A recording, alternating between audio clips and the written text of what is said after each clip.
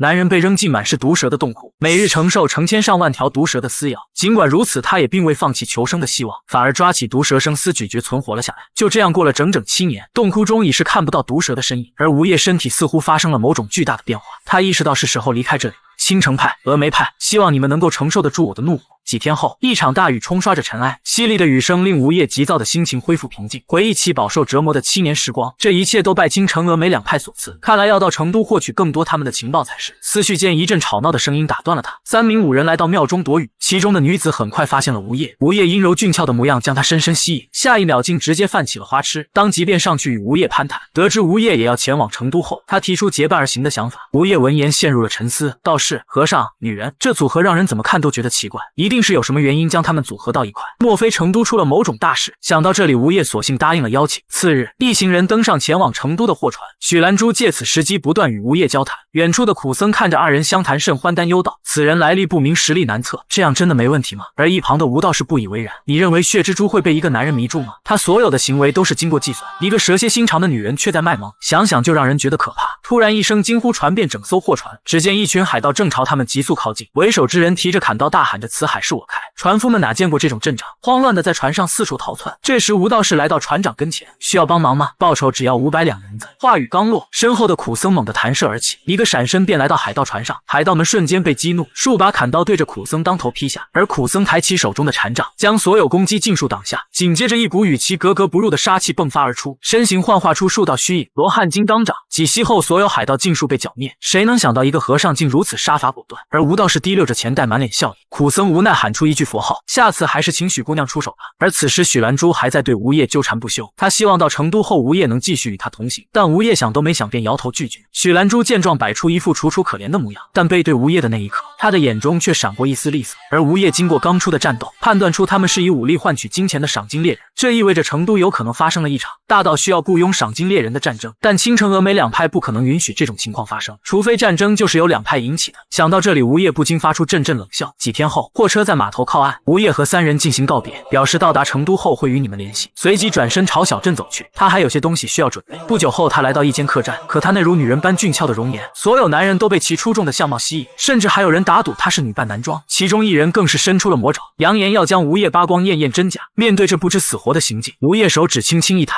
筷子如利剑般插入对方眼中。壮汉捂着伤口怒骂他是个疯子，而吴业眨眼已是来到其跟前。看来你不需要眼睛。随着壮汉倒下，他的同伴见状急忙群拥而上，吴业则再次拿起一把筷子，随手一挥朝着前方甩去，速度之快令他们根本来不及反应，下一秒便全部倒地失去了性命。另一边，许兰珠3人已是抵达成都，他们发现大街上的武人都带着武器，空气中弥漫着一股硝烟的味道，这让许兰珠满脸兴奋。他认为这是一个绝佳的机会。他们在城中与一名男子会合，此人乃黑云兵团团长张木良。他此次召集众人是因为成都即将大乱，7年前青城峨眉两大宗派不知为何开始明争暗斗，这自然导致了整个四川武林的分裂。我有预感，接下来他们会有一次大规模的战争，这或许是我实现梦想的大好机会。另一边，吴业询问其掌柜四川门派的情报，掌柜表示门派内部的事情并不知晓，但火龙坊的工匠可能有你想要的答案。他们长期与四川各派有生意来往，若购买兵器，他们会很乐意回答你的问题。吴业很快来到火龙坊，看着铺内正在挥锤冶炼的少年，吴业不禁升起一丝赞赏，冶炼声音竟如此清晰明亮。这时屋内突然传来一声怒吼，只见掌柜一脚将少年踹开：“谁让你动锤子的？不知死活的东西，做好你打砸的分内之事！”少年咬着牙一声不吭，只是那眼神中藏着一抹怨恨。最终在掌柜的呵斥下走进后院。吴业好奇地询问道：“那少年做错了什么？为何不允许他冶炼？”掌柜闻言便知道吴业并非本地人，随即解释道：“那小子是唐门后裔，是不允许动锤冶炼的。因为曾经的唐门支持过魔教，也因此成为各大门派的围剿对象。一夜之间，整个唐门在江湖上除名。在四川门派的眼中，唐门之人就是肮脏的叛徒，各派绝不允许任何人传授他们冶炼技术，因为他们害怕历史会重演。”吴业闻言觉得有些可笑，先辈的过错却要后人来承担，随即让掌柜带他去挑选趁手的武器。听说最近铁匠的生意很好。掌柜闻言满脸笑意。自从青城峨眉引发战争以来，订单的数量便翻倍的增长。吴业买完兵器正要离开时，却发现方才打铁的少年在被人围殴，肮脏的唐门后裔竟敢趁着没人偷偷使用锤子。少年护着要害依旧不敢还手，这时一把匕首丢到到他面前。吴业看着他冷冷说道：“如果让忍让成为一种习惯，那只会让你像狗一样活着。”少年闻言盯着眼前的匕首，怨恨的眼神缓缓变成了狠辣。只见他瞬间起身，死死咬住一人脖颈。那人惊恐的大骂他是疯狗。下一秒，唐昊的匕首已是悬在其瞳孔之上。同伴见状惊出一身冷汗：“你就像一只咬人的疯狗！”唐昊闻言眼神越加凌厉：“你们什么时候把我当人看过？给我记住了，再来惹我，这把刀将会割断你们的喉咙！”几人见状再不敢多言，搀扶着伤员灰溜溜逃去。而唐昊见他们离去，瞬间仿佛失去了所有力气，径直倒入吴业怀中。吴业无奈只能将他送回住所，安顿好后刚要转身离开，不料唐昊却叫住了他：“你要去哪里？”吴业思索片刻，一脸阴沉说道：“去找我的债主们，青城派、峨眉派，还有所有追随他们的门派，我要找他们一一清算。”唐昊闻言一脸惊骇：“你疯了吗？凭你一人就想与四川所有门派为敌？”吴业不想再与其多言：“把我的匕首还给我吧，我需要用到。”唐昊看向腰间的匕首：“你想用这垃圾货色去报仇吗？这样你只会死得更快。”随即俯身在床下拿出一物，将一个包裹扔给了吴业。吴业看着手中的短剑不禁感叹，无论是材料或锻造工艺都极其完美。唐昊一脸得意：“这是我偷偷做的，既然你要找青城和峨眉报仇，那就送给你吧，反正我们唐门灭门也是因为他们。”吴业不再多言，微微一笑，随即运转内力操控其短剑，就如同拥有生命的蝴蝶般在其周围飞舞。好剑，以后便叫它蝴蝶笔吧。我叫吴业，以后只要听到这个名字，就代表着我在使用它。唐昊抱拳告别，希望你能够活着回来。画面来到一处酒馆内，一名女子正与几名壮汉详谈。百花阁在青城派的压迫下寸步难行，还需要仰仗各位对小女子的帮助。壮汉们闻言争先表态，是与吴姑娘共进退。而女子表现出颇为感动的模样，其实心里却乐开了花。只要勾起这些粗俗男人的保护欲，他们便能任由我支配，直到我成为峨眉派主人，号令整个四川为止。就在女子带着众人准备离开之际，一位银发男子引起她的注意，那俊俏脸庞和邪魅的红眸瞬间将她吸引。只见他大步朝吴业走去：“我是百花阁的吴倾城，敢问少侠是否江湖中人？”而吴业只是冷冷一瞥，回应了一句：“与你无关。”冷漠的态度瞬间引起一旁护花使者的不满，竟敢对吴姑娘无礼，马上跪下给她道歉。吴业面无表情，缓缓起身。被女人蒙蔽的程度是有限的，出头之前你不该掂量一下自己的斤两吗？讽刺的话语将壮汉激怒，利剑瞬间出鞘朝吴业当头劈下，而吴业只是微微侧身便轻松躲过。壮汉见状神情一愣，一股无名怒火再次涌上心头，接着内力运转，使出最强绝学雷雨剑法，蕴含雷霆之势的一剑猛然挥下。吴业捂着耳朵微微侧头，便与这强大一击擦肩而过，连看都不看其一眼，朝着青城的方向走去。可那壮汉没有停手的意思，不断朝着吴业后背劈砍。吴业身法极其鬼魅，每次避开都恰到好处，几息后便来到青城面前，而那人依旧不依不饶，全力一剑再次劈来。吴业这次不再闪躲，手臂如毒蛇般抓住其脖子，随即猛地发力将其砸向地面。吴倾城抬手将要上前帮忙的众人拦下：“公子请息怒，他是因为担心我才对您出手，请您原谅。”小女子愿意为他承担全部责任。吴业闻言顿时来了兴致，此女子非常善于利用自身的优势，不过她的容貌确实有几分姿色。只见她轻轻一笑：“那便如你所愿。”接下来的画面太过刺激，我来帮你们看。她本是四川第一大美女，却为了一个请求甘愿与一名刺客彻夜缠绵，只因她遭到雷剑门少门主逼婚，若百花阁拒绝联姻，雷剑门将协助青城派对付峨眉。作为与峨眉亲近的百花阁陷入两难之境，他的目的是想请吴业除掉雷剑门少门主。吴业闻言不禁感叹，此女城府极深，自己与百花阁并无瓜葛，若刺杀失败对他们也不会有任何影响。只见青城声音如鹰啼般诱惑道：“若你刺杀成功，我的姑姑会付出令你满意的报酬。”吴业升起一丝疑惑：“你的姑姑是谁？”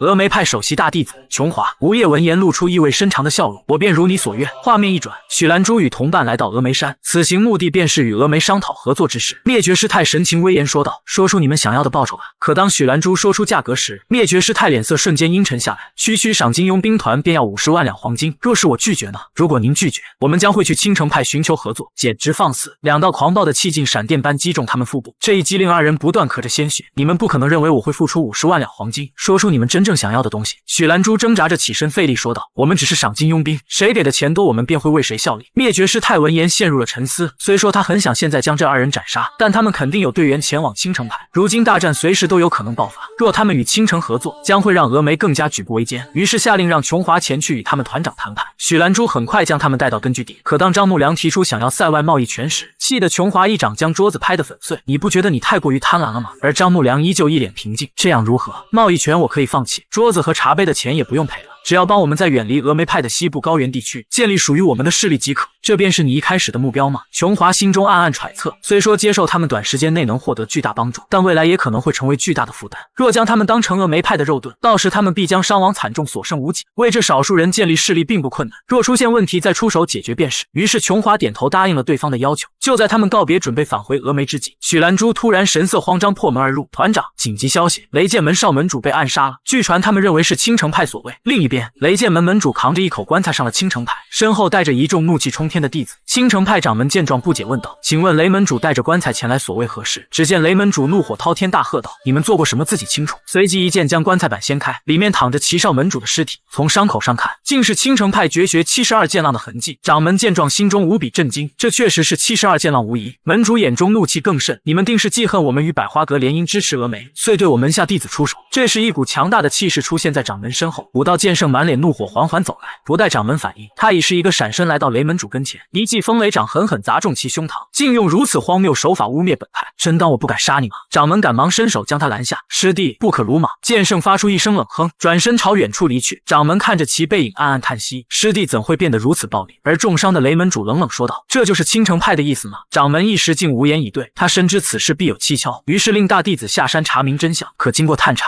发现虽然确实是72剑浪的痕迹，但使用之人似乎并不熟练，难道是偷学过剑法的外人所为？毕竟青城秘籍曾发生过泄露事件，两人一时间摸不着头绪。这刺客为何要如此嫁祸青城派？而刺客二字令他不由想起一道身影，该不会是7年前那个刺客吧？他不是已经死了吗？而这一切的罪魁祸首吴业，正捏着吴青城下巴索要奖励。虽然对吴业嫁祸给青城派的手法感到震惊，但他目的已达到，也不打算多问。就在二人准备展开唇枪舌战时，吴青城却突然扭开了脑袋。这段时间我没空与你见面了，我的姑姑琼华带着师妹来到百花阁做客，我必须亲自接待他们。听说他们雇佣了黑云兵团，此兵团在赏金猎人中也是数一数二的存在。说罢便依依不舍地与吴业告别，而吴业陷入了沉思。琼华和他的师妹，相信我们很快就会见面的。另一边，青城派一众弟子正前往客栈，不料却与峨眉一行人碰了个正着，仇人见面分外眼红，双方不依不饶互报对方门派的糗事。雪兰看着骂街的二人十分无奈，突然他察觉到身后传来一道冰冷的目光，可转过身来却发现并没有异常。难道是我的错觉吗？他不知道的是，披着一身黑袍的吴业已离开了人群，他的直觉还是一如既往的敏锐。我需要找一个合适的时机加一把火，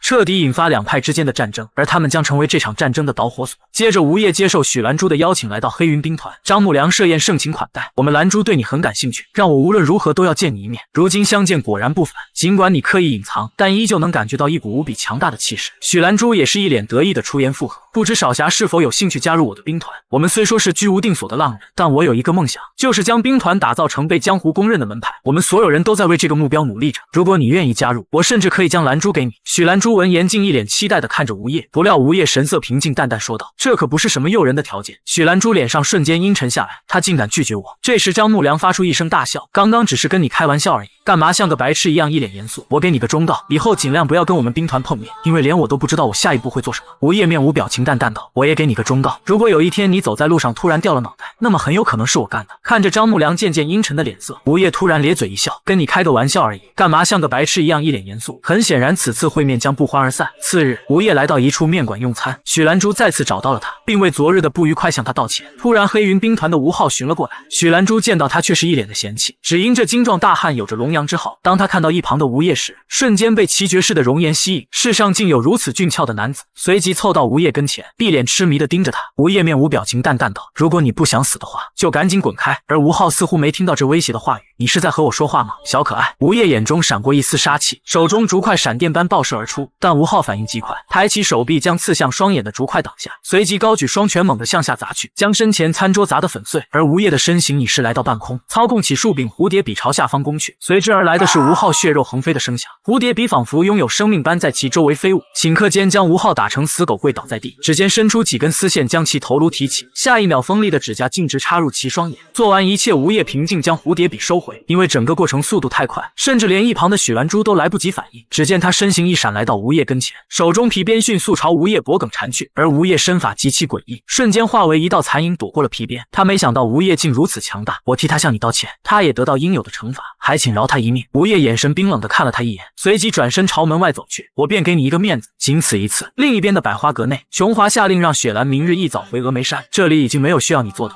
由我在此坐镇，若有意外我会利用黑云兵团当炮灰。雪兰虽不情愿，但最终还是答应了下来。这时吴倾城走入房间，琼华见状不由打趣道：“你是谈男朋友了吗？皮肤看起来越来越水润了。”吴倾城一脸娇羞应道：“算是吧，他很厉害，而且极有可能是他暗杀了雷剑门少门主。”琼华闻言脸色一变：“你确定吗？”吴倾城见状连忙摆手：“我只是怀疑，但还不敢100%确定。等我有确凿证据了，马上带他来见你。”就在琼华询问起吴业的名字时，门外突然传来一声惊恐的尖叫，二人急忙往声音的方向跑去，却发现一名弟子惨死在血泊之中。门外一人战战兢兢说道：“这一定是青城派干的。”琼华闻言怒火直冲云霄：“我必要让他们血债血偿！”次日，他找来了张木良，让其看看弟子的伤口为何利器所伤。经过一番细致探查，他发现伤口呈细长线状，不像是刀剑所为，倒像是一根锋利的银线。饶是他见多识广，也从未见过这种伤口。至此，他只能对琼华表示抱歉。琼华也不再多言，询问起军团成员何时抵达成都。张木良以肯定的口吻回答道：“2天内便可抵达。”很好，距离摧毁青城派的日子不远了。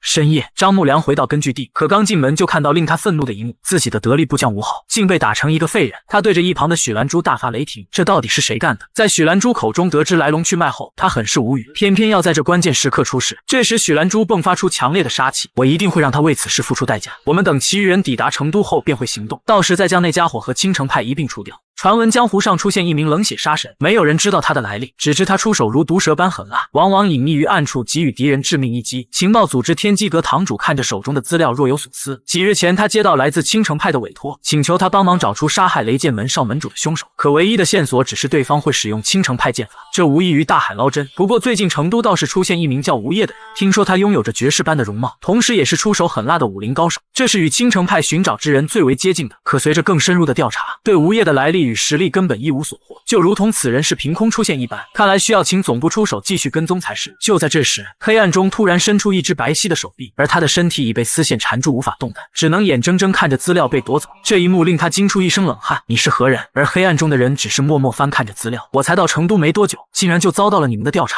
我乃天机阁堂主，收集情报是分内之事，你若杀了我，天机阁绝不会放过你的。黑暗中传来一声冷笑，那又如何？我非常讨厌别人随意探查我的资料。事已至此，他确认来人正是无业无疑。他潜入这里难道是要杀人灭口吗？想到这里，他也顾不了那么多了，手中内力凝聚，猛地挣脱束缚。可就在他准备扭头反击的瞬间，无业手指轻动弹了一个响指，随之而来的是人头落地的声音。这些资料我便收下了。不久后，在无业的推动下，青城和峨眉两派爆发全面战争，城中战火纷飞，遍地尸骸。两派弟子积怨已久，拼命厮杀。而青城的势力本就略压峨眉一筹，随着加入战斗的势力越来越多，峨眉渐渐出现了劣势，这让本想保留实力的张木良皱起了眉头。继续下去，峨眉的情况将不容乐观，甚至会影响到自己的全盘计划。传令下去，召集全部黑云兵团成员加入战斗。另一边，两派的大弟子终究在战场中心碰面，胆敢派杀手暗杀我门下弟子，就这样青城还自称名门正派。别忘了7年前是谁派杀手暗杀我派大师兄，还有雷剑门少门主的死，不也是你们在幕后主使的吗？琼华闻言怒火直冲云霄，简直一派胡言，随即爆发强大一击朝对方攻去。而雪兰看着门内弟子一个个倒下，伤心的眼泪止不住流淌。本想着这一切都是由峨眉引起的，他并不想插手与青城派的战争，如今却看着弟子一个个死去，看来不能再躲下去了。与此同时，加入战斗许久的张木良升起一丝疑惑，自己已下达命令许久，为何军队人马迟迟不见踪影，就像有只无形大手在操控这场战争一般。于是他叫来了情报组组长雪飘，令其去查探四周，看看是否真有这样的人存在。雪飘及时的同时心思急转，如果真有那样的人存在，肯定会待在一眼便能望遍整个战场的地方，而那种地方只有一个，那便是城内最为巨大的神树。思绪间，他已然来到树梢上，突然一道身披黑袍的黑影出现在上方，只见那人的双眼如毒蛇般猩红，下一秒树柄短刃如蝴蝶般爆射而出，并且移动轨迹十分诡异，让人难以琢磨。雪飘见状心中大骇，就在他急忙挥动短剑准备抵挡攻击时，无数根丝线已是将他的脖子缠住，随着血肉横飞的声响，神树之上又多了一具尸体。这时战场中心传来剧烈的爆炸，浓烈的硝烟缓缓消散，琼华和青松的身影渐渐出现。不过琼华好像受到了重创，雪兰一脸焦急地跑来，他扶起重伤的琼华，对着青松一脸恳求说道：“请让我们回百花阁。”在得到青松点头应许后，扶着师姐转身离开了战场。青松也对弟子们下达了休战的命令。而此时神树上的黑影发出阵阵冷笑：“峨眉派的琼华受重伤了呀！”深夜，他悄悄潜入琼华的房间，一双如毒蛇般猩红的眼眸死死地盯着他。琼华见状升起一丝防备：“你是谁？”黑袍下传出一声冷笑：“在过去7年的时光里，我可从来没忘记过你。若把你另一只眼睛也挖出来，你应该就能想起我是谁了。”话罢摘下兜帽露出真容，琼华见状一脸震惊：“你怎么可能还活着？当年剑圣不是把你扔进蛇窟了吗？”吴业没有回答，只是冷笑着朝他缓缓靠近：“告诉你一个秘密，你的弟子孔善是我杀的，雷剑门少门主生死嫁祸给青城派也是我干的。”吴业的话语如重锤般敲击在他胸膛，本就重伤的他气血攻心，眼眸渗出了鲜血。“你到底想要干什么？”“没什么，我来只是想告诉你，今晚青城派大弟子青松将会死在峨眉派的穿云掌下，而你的师妹正好会这门武功。”琼华闻言，怒火再次涌上心头，七窍流血，怒吼着：“我要杀了你！”吴业并没有理会他的垂死挣扎。到那时，青城峨眉两派将陷入不死不休的厮杀，就连躲在山上的灭绝师太和剑圣也不例外。不管他们躲到哪里，我都会把他们找出来，挫骨扬灰。最终，琼华在恐惧与怒火双重打击下，经脉逆流，丢掉了性命。吴业看着他的尸体，喃喃道：“你们就不该创造出这样可怕的我。”画面一转，青松正在闭关疗伤，一袭黑袍的吴业缓缓走进屋内，察觉到异常的他猛地睁开双眼：“来者何人？”“我叫吴业，是一名刺客。”刺客二字好像令青松想到了什么。“雷剑门少门主和峨眉派弟子是你杀的？”“没错，我的计划里需要青城派，峨眉派让我成为了一名刺客，青城派将我视为整个四川的公敌。”青松闻言一脸惊骇：“你就是7年前杀了吴刚生的刺客？”想到这里，他手中长剑猛然出鞘：“我佩服你还有出现在这里的胆量，今天就让我结束你那肮脏的性命！”随即身形闪电般朝吴业爆射袭去，而吴业的蝴蝶笔已是在周身飞舞。青松迅速挥剑将匕首尽数弹开，接着高高跃起，朝吴业横空劈去。吴业眼中红芒一闪而过，下一秒，无数根丝线鬼魅般将其牢牢捆住，而吴业手掌间泛起一阵光芒：“待我向琼华问好。”随即一记峨眉绝学穿云掌猛地贯穿其身体，狂暴的力量将整座房屋化为废墟。待众弟子赶来，此地只剩下青松的尸体，尸体上遗留着峨眉派绝学穿云掌的痕迹。弟子们怒火冲天，大喊着是要找峨眉报仇。隐藏在黑暗中的吴业一脸冷笑：“就让暴风雨来得更猛烈些吧。”另一边的黑云兵团内，张木良一脸怒气，因为自己的得力干将雪条竟在查探途中遭人暗杀。根据伤口的形状判断，袭击者使用的可能是匕首或者短剑。随即他找来被吴业打伤的吴昊，发现伤口基本一模一样，他瞬间明白了一切，凶手一定是他。此时他极力压制着怒火，传令下去：“把那个混蛋给我带回来，我要亲自审问他。”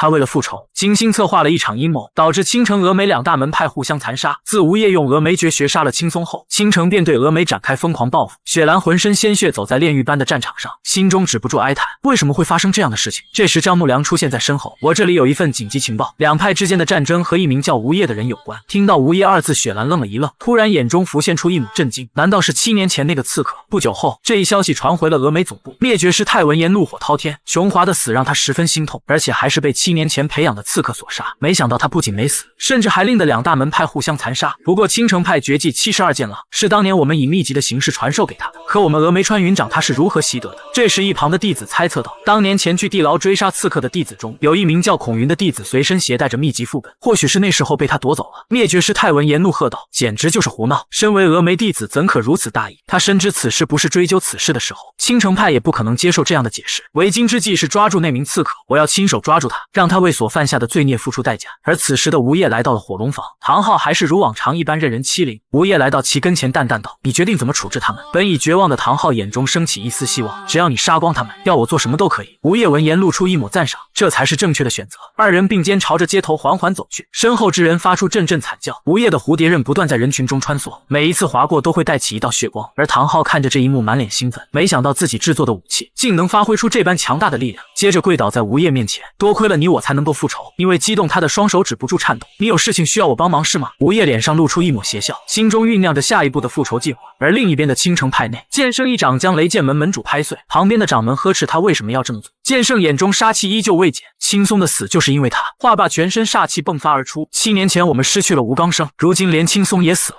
所有与这一切有关的人，我必将让他们付出代价。说完，身形化为一道流光朝远处离去。掌门见状冒出一身冷汗，想不到他杀人的想法竟如此强烈。7年前的地牢中到底发生了什么？一旁的清华心有余悸道：若是他找到副掌门联手，江湖必定会掀起一阵血雨腥风。掌门表示，自吴刚生死后，副掌门已闭关7年未曾现身，但清华心中还是颇为担忧，于是请命下山以防万一。你去吧，带上执法堂的高手，若有必要可以动用武力制服剑圣，顺便调查一下剑圣的心魔从何而来。另一边的百花阁内，雪兰指挥着峨眉派伤员的救治，并且已准备大量物资投入使用。张木良看着这一幕不禁感叹，此女比之琼华更有大将风范，若让她成为峨眉派领袖，峨眉将再次崛起。突然门外传来一道恐怖的气息，就如同千斤巨石压在胸口般令人心悸。随着大门被打开，灭绝师太的身影赫然出现。就在众人行礼恭迎之时，一道身影急匆匆赶来。吴倾城满脸笑意对其拱手行礼，但回应他的是那无比冷漠的眼神，瞳孔中甚至还带着一丝杀意，这把吴倾城惊出一身冷汗。灭绝师太并不理会，召集众人朝议事厅走去。雪兰将最近发生的事情如实禀报。灭绝师太听完喃喃着吴业的名字，突然他扭头盯着一旁的吴倾城，你有什么事情瞒着我吗？后者闻言心头一颤，什么事情？说吧，你和吴业是什么关系？吴倾城闻言支支吾吾说不出话来。突然师太抬手捏住其小脸，看着我的眼睛，我不喜欢说谎的人，为什么提到吴业的名字你就坐立不安？恐怖的气势吓得吴倾城花容失色，眼中不自觉涌出了泪水。他惊恐地跪到地上解释道，我只是想利用他杀了雷剑门少门主，没想到会发生这样的事情，请给我一次机会，我一定会把他抓来人由你处置。师太闻言似乎放下了杀心，抚摸着吴倾城脑袋惋惜道，真是个可怜的孩子，谁让你杀了雷剑门少门主呢？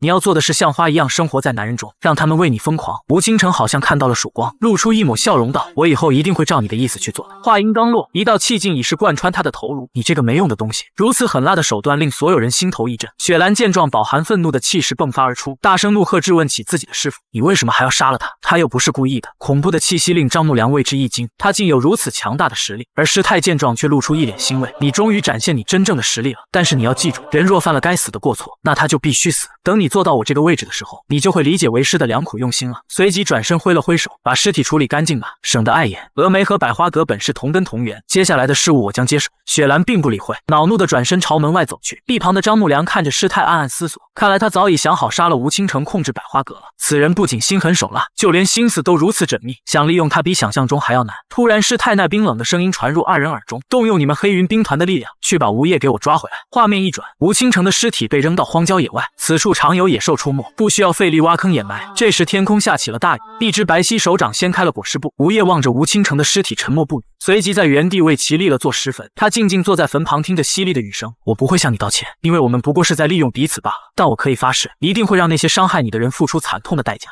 他武艺高强，却天生命苦，只因一个刺客夺走了心爱孩子的生命。自此他浑浑噩噩闭门不出整整7年，本想就此惨淡度过余生，可就在今日，他却从师弟清华口中得知了刺客的线索。暗杀雷剑门少门主的人和杀你儿子的刺客是同一个人。这一刻，尘封多年的丧子之痛化为无尽的愤怒，手中杯子在强大的压迫下化为齑粉。他要出山亲手为儿子报仇。另一边，吴业出现在一处水井旁，游龙丝缠绕着蝴蝶刃不停在周身飞舞。突然他察觉到远处有人靠近，只见许兰珠高举手臂与他打着招呼，身后还跟着吴道士和苦僧。这是我最后一次邀请你加入黑云兵团，希望你认真考虑一下。吴业闻言依旧一脸冷漠，若我还是拒绝呢？若你拒绝，那我们只好完成雇主的委托，杀了你。这时一旁的吴道士拦住了他，我们已经知道了你的来历，你只需要比现在更好的隐藏自己，我们会告诉峨眉派你已经死了，道士兵团会带你安全的离开四川。吴业闻言一脸不屑，你们就这么轻易将雇主出卖了，作为赏金庸兵团的信誉呢？而吴道士却发出一声大笑，如今这乱世谁还会去在乎这些东西？我们不想杀你，甚至还能救你，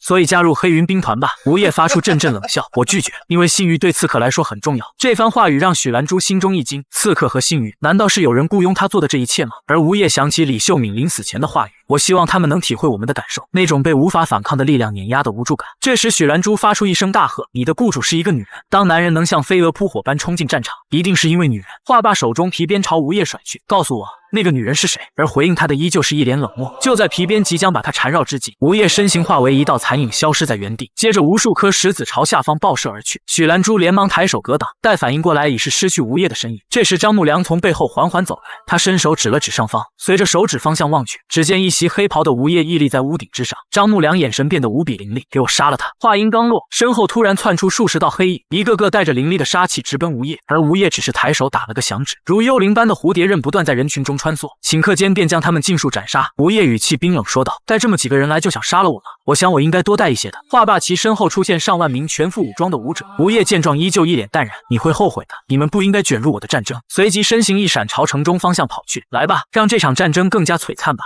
这时黑云兵团几人赶到了此处，张木良看着眼前的战火，心中震惊，一个刺客竟然能挑起整个四川的纷争。吴业突然冷笑一声，喃喃道：“那些隐藏起来的老家伙应该都出来了吧？我还得谢谢你们，让这场战火进行得如此顺利。”许兰珠闻言瞬间怒上心头，皮鞭如灵蛇般直奔吴业。吴业飞身跳跃，轻松躲过，趁着吴业腾空的间隙，吴道长趁机拔出了长剑，内力凝聚，隐闪着金色光芒。随着一声刺耳的剑鸣声响起，凌厉的剑气化为一道火光爆射西去，而吴业的游龙丝已是遍布四周，手指轻弹便将剑气击溃，接着树柄蝴蝶刃朝下方猛然射出。吴道长见状升起万分防备，随即一剑劈出，试图将匕首弹开，可下一秒却露出无比震惊的神色，这些匕首仿佛拥有生命一般，纵使劈开又会从另一个角度再次袭来。他只能抬剑护于身前，艰难抵挡，但他不知道身后不知何时出现一道幽光，即使他关键时刻有所察觉，但也为时已晚。幽光如闪电般带起一道血柱，吴道长的右臂已是掉落在远处。许兰珠怒喊着朝前冲去，却不知身后树柄蝴蝶刃将至，毫无防备的他身受重伤，而吴业不知何时已是来到吴道长面前。许兰珠不断大喊着让其住手，但吴业不为所动，操控着蝴蝶刃，眼中露出杀光。这时张木良手持长枪，一声大喝，猛地用力甩出，朝吴业爆射袭去。面对突如其来的攻击，吴业依旧一脸淡然，突然间抓起吴道长挡在自己身前。这一幕惊得二人牙眦欲裂，随着一道血柱冲天而起，吴道长终究倒在了血泊之中。吴业冷冷地看了他们一眼，似乎不想再与他们过多纠缠，随即身形化为一团黑雾，消失在原地。许兰珠看着重伤的吴道士，方寸大乱，眼中泪水不停流淌。你一定不能死啊！吴道士努力挤出一丝笑容，谁跟你说我要死了？不要说这种不吉利的话。随即便歪头闭上了双眼。许兰珠红着双眼看着张木良，语气冰冷，一字一顿道：一定要抓住他，碎尸万段。张木良同样一脸狰狞，我会的。接着闪身朝吴业的方向追去。另一边，灭绝师太已是抵达成都，战火通天的场景令他咬紧牙关，这情况远比他想象的还要糟糕。为今之计是尽快营救峨眉派的盟友。接着他气势猛然暴涨，大喝道：随我杀进火龙房，营救盟友。随着他一声令下，身后数百名峨眉派弟子直冲火龙房，如此强大气势令火龙房众人心惊胆战。砰的一声，大门轰然炸裂开来。这一幕吓得火龙房门主心头一颤，竟不自觉一声老妖婆脱口而出。灭绝师太闻言散发出强烈的杀气，你好大的狗胆！随即身形猛地爆射而起，手中权杖直取对方头颅。门主横剑吃力将这一击挡下，而师太的力量也令他大吃一惊，如同一座高山压得他喘不过气。未等他反应，师太的权杖已是高高举起，浑身气势再次不断攀升。轰隆一声巨响在林中猛然炸开，门主受创，鲜血狂吐，脚下土地竟寸寸崩裂，而师太并不会给他喘息的机会，强大的一击蓄力轰然落下。关键时刻，剑圣突然出现，将此招化解。师太见状稍微一愣，好久不见，武道剑圣。剑圣一脸杀气，冷冷地盯着他，这一刻我可是等了好久了，若不是7年前师兄们阻止，你早已成为我的剑下亡魂。说着身上竟散发出邪恶的气息。师太见状变得严肃起来，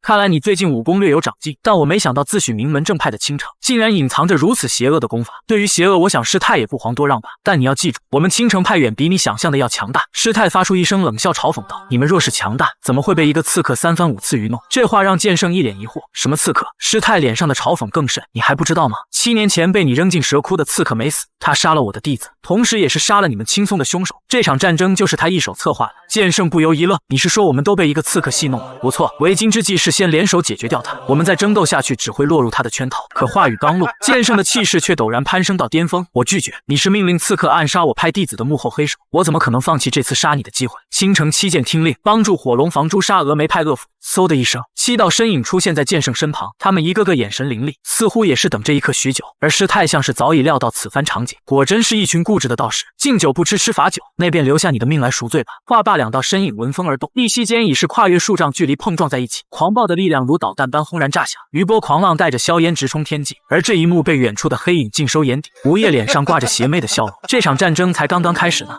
他智慧过人，运筹帷幄，是要带领整个兵团成为一方势力，却因一个刺客失去了最好的兄弟。如今他为了复仇，倾巢出动，只为追杀刺客吴业。但他没想到的是，尽管快马加鞭，却依旧没能追上吴业的脚步，并且对方没有借助任何工具，仅靠内力凝聚游龙丝当踏板凌空而行，绝对不能让他逃了。只见他高举长枪，大喝一声，所有人发动攻击。众手下闻声听令，无数长枪如离弦之箭直奔吴业。隐藏在黑袍下的吴业依旧淡然，竟扭头径直朝长枪攻击范围冲去。就在两者即将接触的瞬间，吴业身形骤然消失在原地。就在众人惊慌寻找之际，吴业的身影已是出现在上空。随着游龙丝的收紧，顷刻间便有数十人饮恨当场。这一幕令张木良看得牙眦欲裂，而吴业的身影已是落到其跟前。混蛋，我一定要亲手杀了你！吴业面无表情，淡淡说道：“我不明白，无论是峨眉派、青城派，或者是你，不都一直在杀人吗？说到底，我们不过是同一类人罢了。青城峨眉为了今天的地位，不知牺牲了多少无辜生命，而你们为了维持如此庞大的组织，杀过的人至少是这里的10倍。这一切不是由你们的野心和贪婪造成的吗？”话罢，一道金光闪过，切断身后正要偷袭之人的头颅。张木良见状，怒上心头，但他却不敢轻举妄动，因为吴业的游龙丝遍布四周，缠绕的蝴蝶刃闪着耀眼的光芒。此人手段极其诡异，稍有不慎便会造成更多伤亡。突然，城墙上发生剧烈的爆炸，剑圣和师太的身影出现在上方，双方全力交战许久，依旧僵持不下。这时，吴业的蝴蝶刃引起他们的注意，顺着源头望去，吴业的身影屹立在人群之中。一旁的雪兰一眼便认出那是吴业，随即小跑上前喊道：“那个人就是刺客！”剑圣闻言，浑身气势暴涨，怒喝一声，声音带着庞大内力，震得众人头疼欲裂。接着身形一跃而下，朝吴业冲去，而吴业却露出了兴奋的表情，终于把你们聚集在一起了。随即身形一闪，朝远处跑去。剑圣见状，怒火中烧，大喝道：“今天绝不能让他再次逃走！”而雪兰却是似乎想到了什么，这一幕与当年地牢中的场景似曾相识。他连忙拦下要行动的师太，不能再追了，这样下去只会落入他的圈套。不料师太却怒喝着让其闭嘴。虽然刚才与剑圣战斗并未使出全力，但不知他到底修炼了何种功法，竟能在瞬间将我隐隐压制。如今那个刺客就在眼前，若不将他除掉，我峨眉百年声望将会毁于一旦，必须尽快将他解决，然后再与剑圣决一死战。众人顺着吴业足迹来到一处废宅，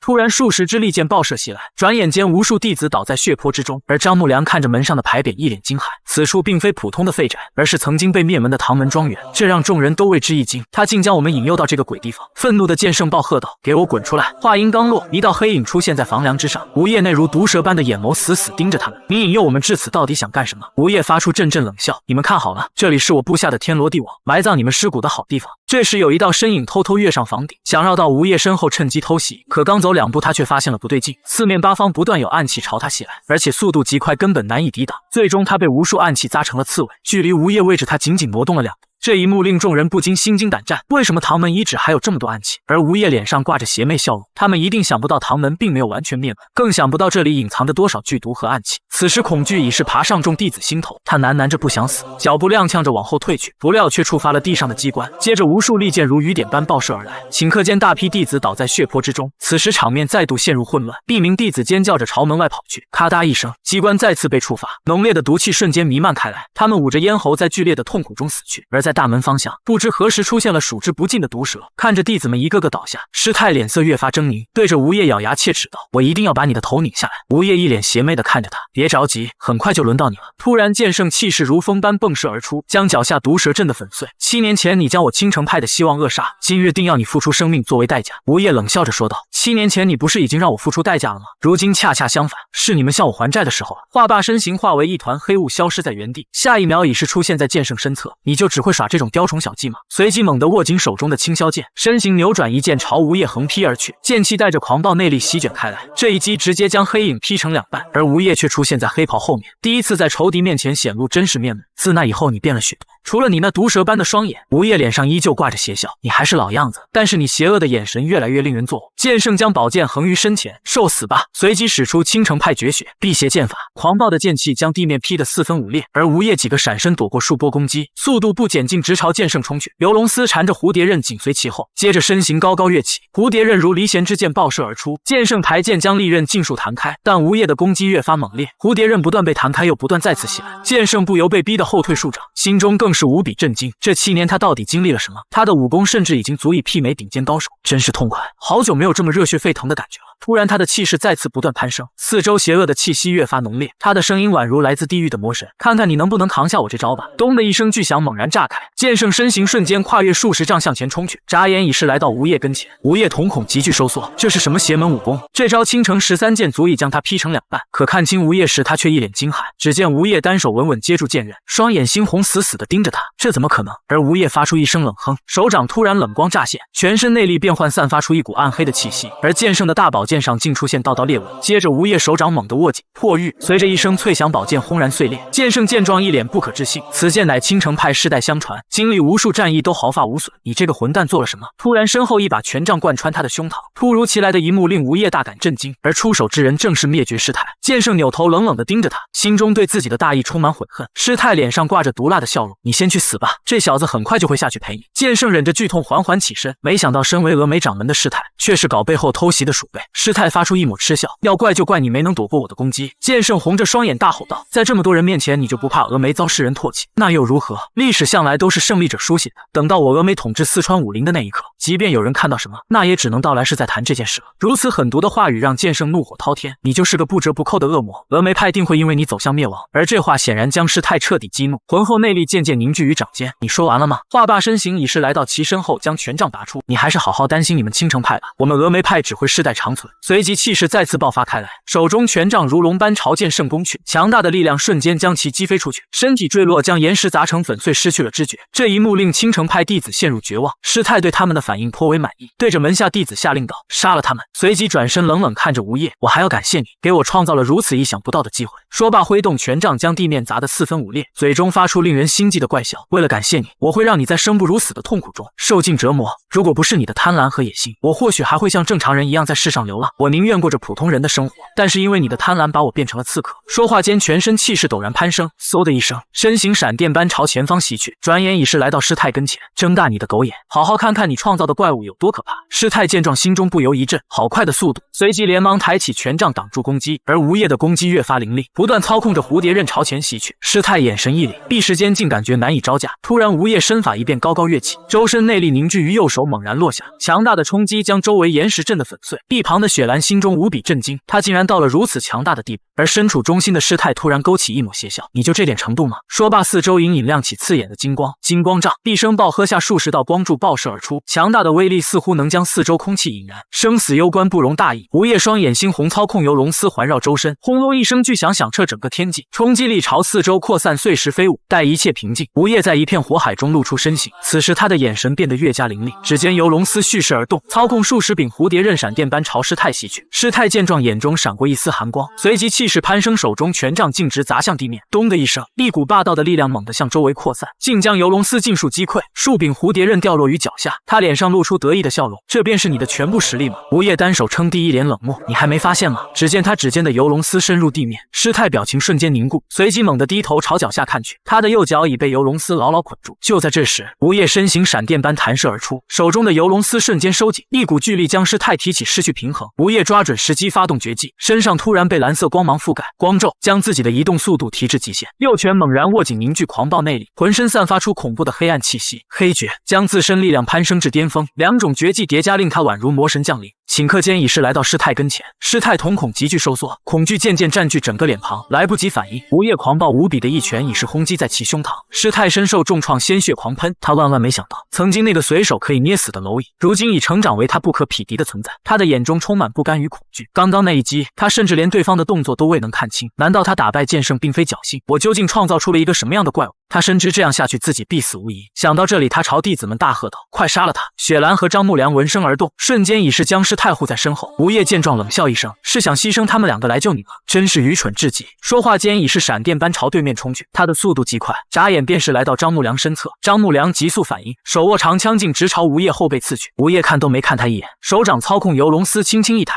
蝴蝶刃绕过长枪，以一个极其刁钻的角度直击其面门。情况危急，张木良只能侧头闪躲。未等反应过来，身后又是数柄蝴蝶刃爆射袭来，此时已是来不及闪躲，数道血柱瞬间喷涌而出。吴业并没有过多停留，继续朝着雪兰方向疾驰而去。雪兰佩剑已然出鞘，周身围绕着锋利的花瓣形剑气。给我停下！吴业闪身躲过花形剑气，依旧没有停下的意思。雪兰不由冒出一丝冷汗，接连挥出两道剑气迸射而去。快给我停下！吴业眼神凌厉，一脸冷漠，竟鬼魅般从剑气中间穿梭而过。锋利的花瓣只是在身上留下极浅的伤痕，接着一个闪身瞬间来到雪兰身后，径直冲向灭绝师太。雪兰见状，眼中满是不可思议。刚刚那一瞬间，他便可将我重创，可他为什么不反击？吴业就这样冷冷地凝视着师太，眼中散发着毒蛇般的煞气。师太咬紧牙关，微弱地吐出一句话语：你这个混蛋！下一秒，他的瞳孔急剧收缩，像是看到什么恐怖的东西。一旁的雪兰惊恐地大喊着住手，但一切为时已晚。一股极其黑暗的气息将师太淹没，而师太此时陷入无尽的黑暗中，手臂上缠绕着几条毒蛇，而他们周围更是身处一片望之不尽的蛇海。他双眼赤红，抬头看向吴业，却发现此时的吴业已是化为一条巨蛇。师太自知已是没有生还的可能，用尽全身力气怒吼道：你这个魔鬼！若不是你，四川早已是我的囊中之物了。话音刚落，巨蛇的血盆大口猛然落下，一道血光冲天而起，一代掌教终究倒在血泊之中。这就是你的遗言吗？可惜你永远也无法做到了。这一幕让战场陷入一片寂静，所有人脸上都写着难以置信。许久后，不知是谁大声喊道：“他不是人，他是来自地狱的魔鬼，快杀了他！”吴业闻言，眼神凌厉，瞥向人群，仅仅一个眼神便让众人双腿发软。此时的吴业已是成为他们心中的梦魇，他不再是那个隐藏在黑暗中的无名刺客，在击败两派领袖的那一刻，他已是成为统治整个四川武林的存在。雪兰抿着嘴唇，沉默不语，他不知今天是否还能活着离开，更不知峨眉的未来将会怎样。突然发现吴业看向自己，雪兰有些诧异，小嘴微张，想要叫出吴业的名字。就在这时，毕生震耳的怒吼打破了平静。本以为死去的剑圣，突然气势恐怖凌空而起，一股无比邪恶的气息瞬间将四周笼罩。此时他的身体泛红，宛如魔神降临。不久后，恐怖的嘶吼戛然而止，而剑圣的眼中早已失去了理智，只剩下邪恶的气息和无边的杀意。一旁的弟子惊恐开口询问，但剑圣并不理会，一把夺过其手中的阔刀，带着强烈的杀气朝吴业走去。青城弟子们十分确定这是魔教的邪功，但他们始终无法接受，修炼魔功的竟是自诩名门正派的青城长老。而剑圣的速度极快，眨眼便已来到吴业跟前，手中阔刀带着猛烈煞气横劈而下，刀刃上隐隐幻化出数条血红毒蛇的身影。吴业侧头躲过攻击，心中升起一丝疑惑，他那邪恶的气息为何如此熟悉，似乎与自己身上的同出一辙。他虽然变得很强，但貌似已被魔气入侵了大脑，令他失去了思考的能力。想到这里，吴业不再闪躲，抬手牵动指尖的游龙丝，数柄蝴蝶刃出现在半空，直指剑圣。只见吴业手掌猛然握紧，瞬间无数游龙丝将剑圣牢牢锁住，无论其如何挣扎都无济于事。接着数柄蝴蝶刃贯穿了他的身体，但他此时似乎感觉不到任何痛感。毕生怒吼，竟挣脱了束缚，阔刀猛地朝前劈砍，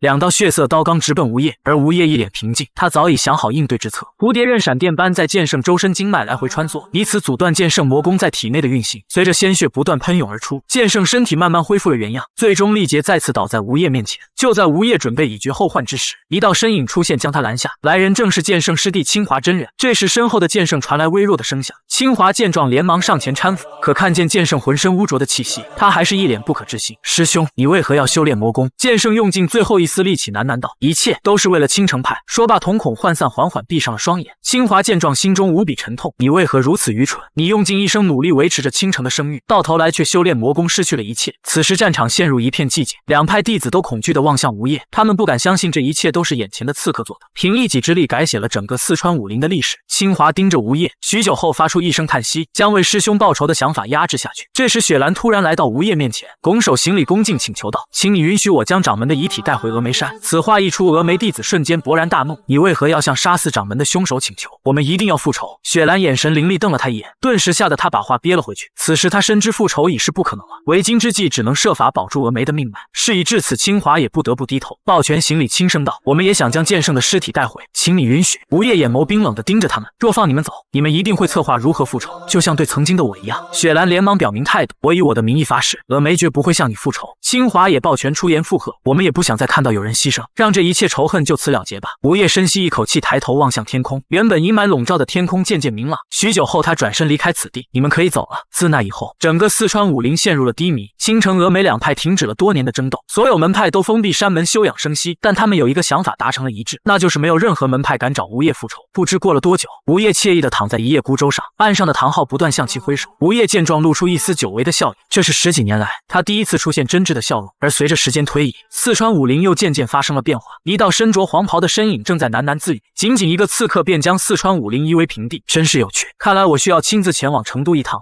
他武功盖世，却身世凄惨，为了复仇将整个巴蜀武林搅了个天翻地覆，那一夜蜀都血流成河，满地疮痍，遍布尸骸。即便是身为10大高手的峨眉掌门灭绝师太和青城派长老剑圣都接连惨死在其手中。自此，吴业的名字成为巴蜀武林的禁忌，江湖中人都选择对他的事迹绝口不提。然而江湖从来都并非和善之地，峨眉和青城两大派封闭山门，导致群龙无首，许多外地势力都将蜀都看成了香饽饽，纷纷涌入其中，试图分得一杯羹。而吴业大仇得报，对这些江湖纷争不感兴趣。这天，他在一处酒馆中用餐，就在这时，一名男子满脸笑意走上前来，你就是吴业吗？吴业神情冷漠，头也不抬，承认了自己的身份。不料对方却不可置信地看着他的脸，连声称赞他长得比女人还要漂亮。吴业见状，眼中闪过一丝不耐，若你是来跟我胡扯的，那就滚吧。男子闻言没有恼怒，发出一声轻笑，为了找到你可是费了我不少功夫。我叫洪有信，是天机阁的副阁主。随即只见他脸色骤然，变冷，沉声开口道，天机阁蜀都分阁的主事是你杀的吧？吴业抬头淡淡看了他一眼，没错，是我干的。洪有信见吴业这么爽快承认，微微一愣，你为什么要杀了他？吴业低下头品尝着食物，看不清表情，因为他售卖关于我的情报。洪有信满脸不可置信，就因为这个理由你就杀了他？难道你不知道天机阁是怎样的势力吗？只要我一声令下，蜀都所有天机阁的人都会来追杀你。吴业闻言脸色依旧毫无波澜，无所谓，那样的话我不介意灭了整个天机阁。此话一出，洪有信怒极反笑，眼神凌厉，缓缓露出一股惊天的杀意。可还未等他有所动作，眼前突然出现无数根丝线将他包围其中，随即一缕鲜血缓缓从脸颊上滑落，这意味着若是贸然动手，随时可能人头落地。吴业语气冰冷，警告之意不言而喻，若再敢对我散发出半点杀意，你必死。随即撤回游龙司，缓缓站起身形。天机阁是怎样的势力我不感兴趣，但你要牢记一点，若你们继续在我背后搞什么小动作，我就把你们的头一个个拧下来。言罢不再理会，径直走出了大门，只留下心有余悸的洪有信不知在想什么。离开饭馆后，吴业来到铁匠铺，找到了唐昊。由于出色的锻造技巧，唐昊成为了城中最有名的铁匠。寒暄过后，吴业请他帮忙打造一双护臂，以他俩的交情，唐昊自然爽快地答应下来，表示会用最好的材料来打造。吴业和唐昊约定5天后相见，便离开了此处。深夜，唐昊来到仓库寻找材料，他的心里有些担忧，毕竟吴业面对2大绝世高手都不需要护甲，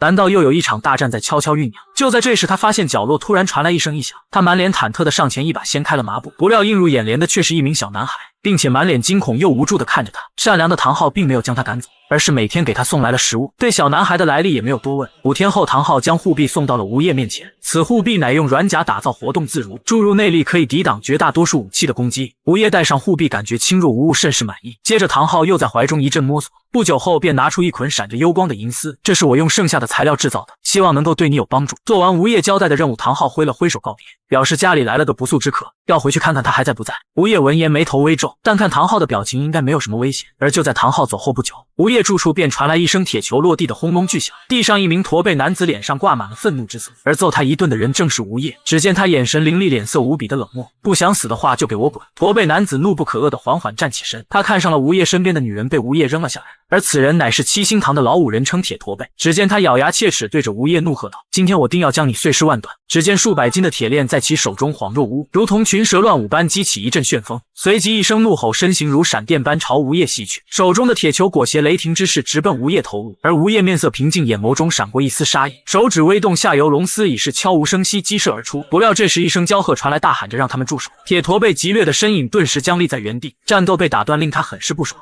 咬着牙怒气冲冲回头朝身后望去，却发现是自己的同伴七星堂血花魔女赵露思以及七星堂堂主疾风火龙谢霆锋。铁驼背见状连忙让他们过来帮手，他要宰了对面那个小子。谢霆锋闻言满脸的无语，你还是看清楚眼前的情况再说话吧。铁驼背不解地朝前方看去，发现身前不知何时已是布满了银线，只要再朝前一步恐怕会被撕成碎片。吴业见对方没有再动手的意思，收回游龙丝，口中无奈地呢喃了一句真是可惜。这时谢霆锋走上前，一字一顿说道：“虽然不知道你们之间发生了什么事情，但是你的手段未免太残忍了吧？攻击我义弟就是与我们七星堂为敌，若你没有合适的理由，我们绝不会放过你。”吴业闻言，眼眸如毒蛇般看了他一眼，随即身形缓缓朝谢霆锋走去。威胁过他的人无一例外全都会死。而这时赵露思却出言将老大拦下：“算了吧，一看就知道是铁驼背挑起的麻烦。”随后满脸和善地走到吴业跟前：“对不起少侠，我替他向你道歉。不知少侠尊姓大名？所谓伸手不打笑脸人。”吴业大方地告诉了对方自己的名字。赵露思脸上的笑容愈发灿烂：“这里的损失由我来承担，大家各退一步如何？”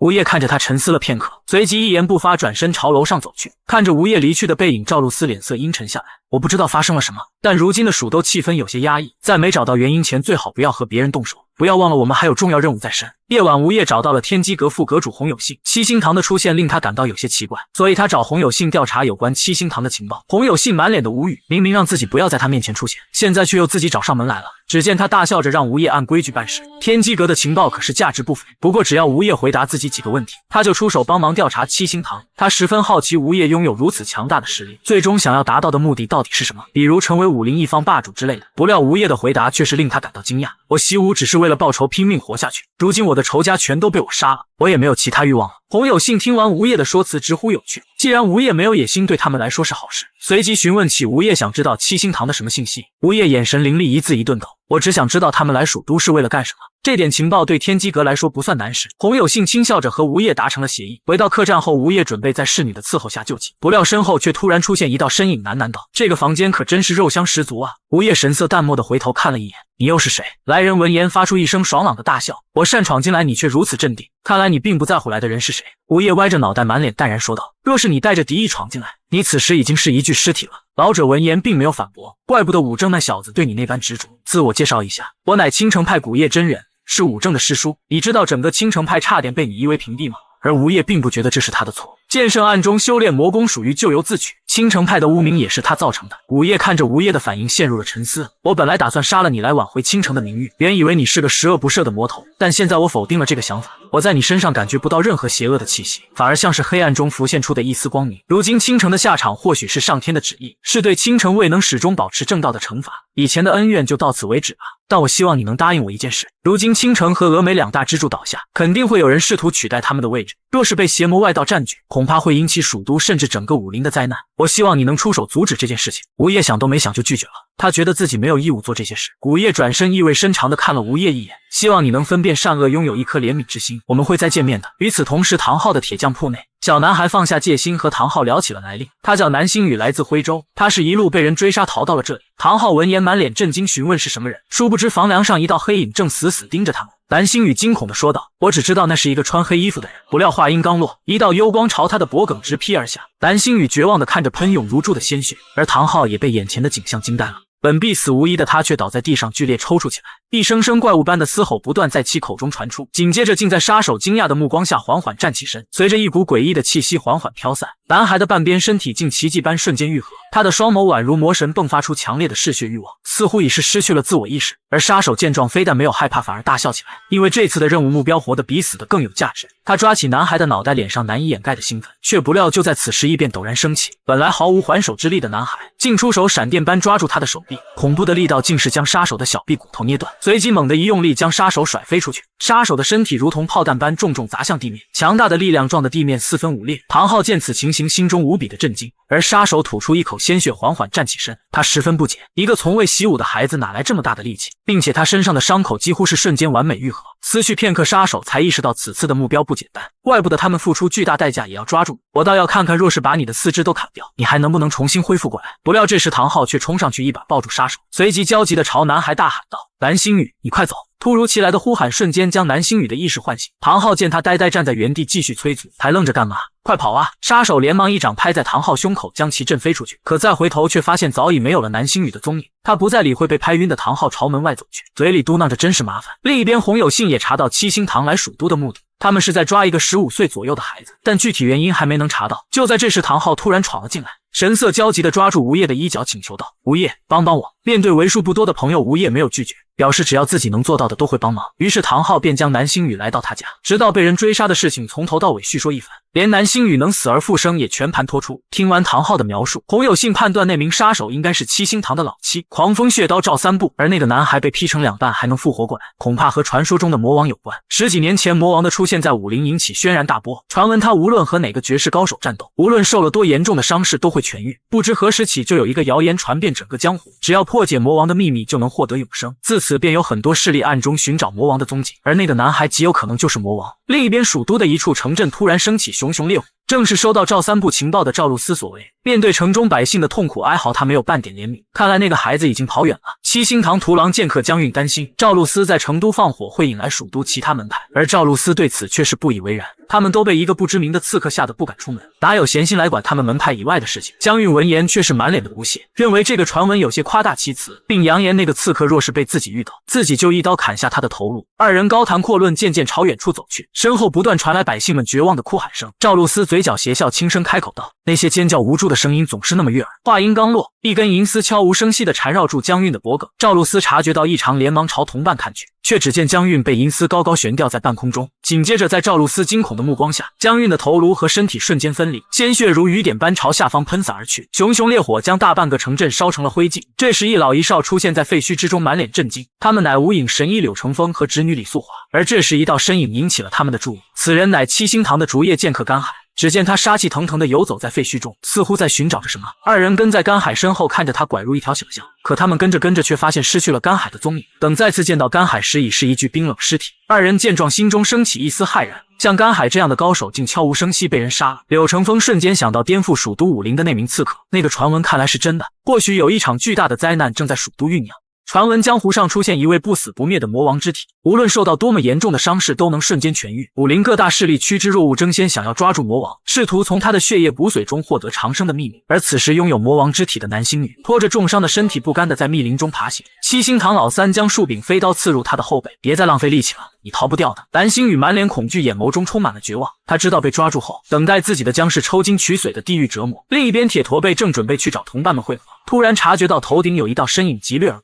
定睛一看，发现是同伴赵露思。铁驼背看着他慌张的神色，满脸疑惑，随即准备动身追上去询问发生了什么。不料这时身后一道破空声骤然袭来，一把匕首顷刻间贯穿了他的肩膀，紧接着数根银丝如游龙般死死缠绕他脖颈。还未等他反应过来，便已成为了一具尸体。吴业从昏暗的小巷中缓缓走出，面无表情，嘴里喃喃自语道：“第三个。”画面一转，七星堂剩余的4人带着南星宇一路狂奔。从赵露思口中得知吴业杀了他们3个兄弟，堂主谢霆锋愤怒的表情下带着极度的不安。他万没想到那个和铁驼背发生争执的人，竟就是令蜀都武林闻风丧胆的刺客吴业。未经之计，他们决定先将南星宇交给部主，然后再带人杀回来找吴业报仇。就在众人奔逃之际，身后突然传来一股冰冷的气息，跑在最后方的老二只感觉脚踝一紧，下一秒便被一股无形的力量拉进了黑暗中。突如其来的状况令其余人心中一阵骇然，谢霆锋和赵露思急忙动身朝老二追去，而此时的老七却是满脸的惊骇之色。他发现自己的身体竟然无法动弹半分，紧接着只见血光一闪便失去了踪影。而另一边被拖走的老二突然停了下来，谢霆锋连忙回头招呼其他人展开救援。也在这时，他发现老七和南星宇已消失不见。如此诡异的一幕令赵露思满脸的惊恐。谢霆锋见兄弟死伤，气得咬牙切齿，不停咒骂。这时老二虚弱的喘息声悠悠传来：“大哥，快走！”二人闻言连忙朝老二的方向望去，此时他被无数的丝线缠绕，吊在半空。下一秒，一阵血雨倾盆而下，老二的身体瞬间化为了血雾。这时吴业神色冷漠地从黑暗中缓缓走出。谢霆锋见吴业现身，满腔怒火再也抑制不住，浑身气势如骇浪般席卷而出，随即发出一声怒吼，身形爆射而出，6拳内力凝聚，幻化成一头巨鲨朝吴业攻去。只听轰隆一声巨响，猛然在森林中炸开，带的尘烟散去。谢霆锋脸上却满是不可置信的表情，自己使出全力的一击，吴业竟毫发无伤，淡然地站在原地。吴业并没有过多废话，操纵游龙丝裹挟着蝴蝶笔闪电般迸射而出。赵露思见大哥不是对手，连忙将自身内力催发到极致，随即发出一声娇喝，便朝吴业急速掠去。可还未等他靠近，吴业的游龙丝已是环绕在谢霆锋脖颈之上。赵露思见状，急忙停下身形，语带哀求说道：“求求你，放了我大哥，我们马上离开这里。”吴业抓着谢霆锋的脑袋，脸上依旧十分冷漠，说吧，你们为什么要抓那个孩子？赵露思见有回转的余地，摆出讨好的姿态，我想我们可以停下来好好谈谈。吴业闻言顿时陷入了短暂的思考。也就在这一瞬间，谢霆锋抓到了空隙，将全身内力凝聚于掌间，准备趁机偷袭。可还未来得及出手，身后便传来一声惨叫，只见一把匕首已然洞穿了赵露思的眉心。谢霆锋见最疼爱的妹妹也死在自己面前，一声愤怒的嘶吼在其口中猛然传开：“混蛋，我要杀了你！”接着如同一只猛兽般径直朝吴业扑去。吴业神色淡淡的看了他一眼，原本银白色的头发竟缓缓转变成黑色，浑身气息也在此刻变得无比渗人，带着护臂的右手缓缓抬到胸前，随即只听噗呲一声轻响，吴业的身影鬼魅般出现在谢霆锋身后，而谢霆锋的胸膛被贯穿带出道道血柱。灭了七星堂后，吴业来到昏迷的南星宇面前，扛起他便朝着蜀都的方向走去。途中，吴业看着气息逐渐平稳的南星宇，心中很是惊奇，这就是魔王之体的恢复速度吗？不料这时吴业察觉到一股极度的不安，随即扭头朝身侧看去，发现一个身影正悄无声息地缓缓走来。吴业见状，心中满是震惊，对方来到如此近的距离，他才稍有察觉，这到底是什么人？可下一秒，一股诡异的狂风骤然袭来，吴业竟有些难以招架，险些被掀飞出去。他此时可以肯定，对方绝对不是一隅之辈，对方的气息就像一条巨龙，压得他喘不过气来。吴业万没想到世上竟还有如此强大的存在，但他又岂是坐以待毙之人？浑身气势骤然勃发，凝聚成数条庞大的灵蛇，发出一声刺耳的嘶鸣，闪电般直奔风尊而去。风尊见此情形，却是发出一声冷笑，恐怖的气劲瞬间汹涌而出，在周身形成风盾，竟是将吴业的灵蛇尽数击溃。见对方如此轻描淡写化解自己的攻势，吴业心中震惊无以复加。他第一次感觉自己的实力如此渺小，想到这里，他将全身内力催动到极致，若不拼尽全力杀掉对方，恐怕今天死的就会是自己。不料他的攻势依旧无法破开风尊的防御，还未近身便全部被他身前的风盾挡下。风尊脸上挂着玩味笑容，手比剑指缓缓抬起，随即伴随着狂暴无比的气息朝前方一指。吴业只感觉一股难以匹敌的力量骤然袭来，恐怖的锋刃如利剑般割开他的皮肤，顷刻间密密麻麻的伤口在吴业身上绽放。生死存亡之际，吴业只能咬着牙避开要害，操控蝴蝶笔环绕周身飞舞，抵挡大部分攻势。风尊没想到吴业竟然还能挡住他的招式，并且在密集的锋刃下存活了下来。而且此时吴业身上的气势变得更加强大，难道这家伙彻底激发了自身的潜能？这时吴业突然爆发出狂暴的气势，仰天长啸，似乎是打算拼尽全力殊死一搏。风尊虽然诧异吴业的强大，却没有停下动作。只见他右手凝聚内力，轻轻抬起，吴业瞬间便被一股飓风包裹，无法动弹。紧接着风尊双指骤然探出，指向苍穹，一条带着无边威势的巨龙猛然出现在半空。虽然你这家伙很有趣，但我没时间和你耗下去了。随着他双指猛地朝吴业的方向指去，巨龙发出一声震耳的龙鸣，朝下方轰然落下，狂暴的力量将整座森林摧毁了大半。待尘烟散去，风尊看着眼前的巨坑，满脸严肃，直觉告诉他这一击依旧未能杀死吴业。就在这时，浓烟中突然闪过一抹金色光芒，察觉到异样的他连忙朝脚下望去，只见一根金色丝线不知何时藏绕住他小腿。而吴业手臂猛然用力，试图将其拉到身边。他深知风尊的攻势十分诡异，只有贴身近战才能获得一线生机。风尊见状，心中暗道一声不妙，随即连忙运劲跃起，将金线震断。吴业浑身是血，但眼眸依旧冷冽，死死盯着他。如此坚毅的眼神令风尊越发感到惊讶，对方不但从自己的杀招中活了下来，甚至还能同时抓住空隙进行反击。即便是他行走江湖数十载，也从未见过如此可怕的对手。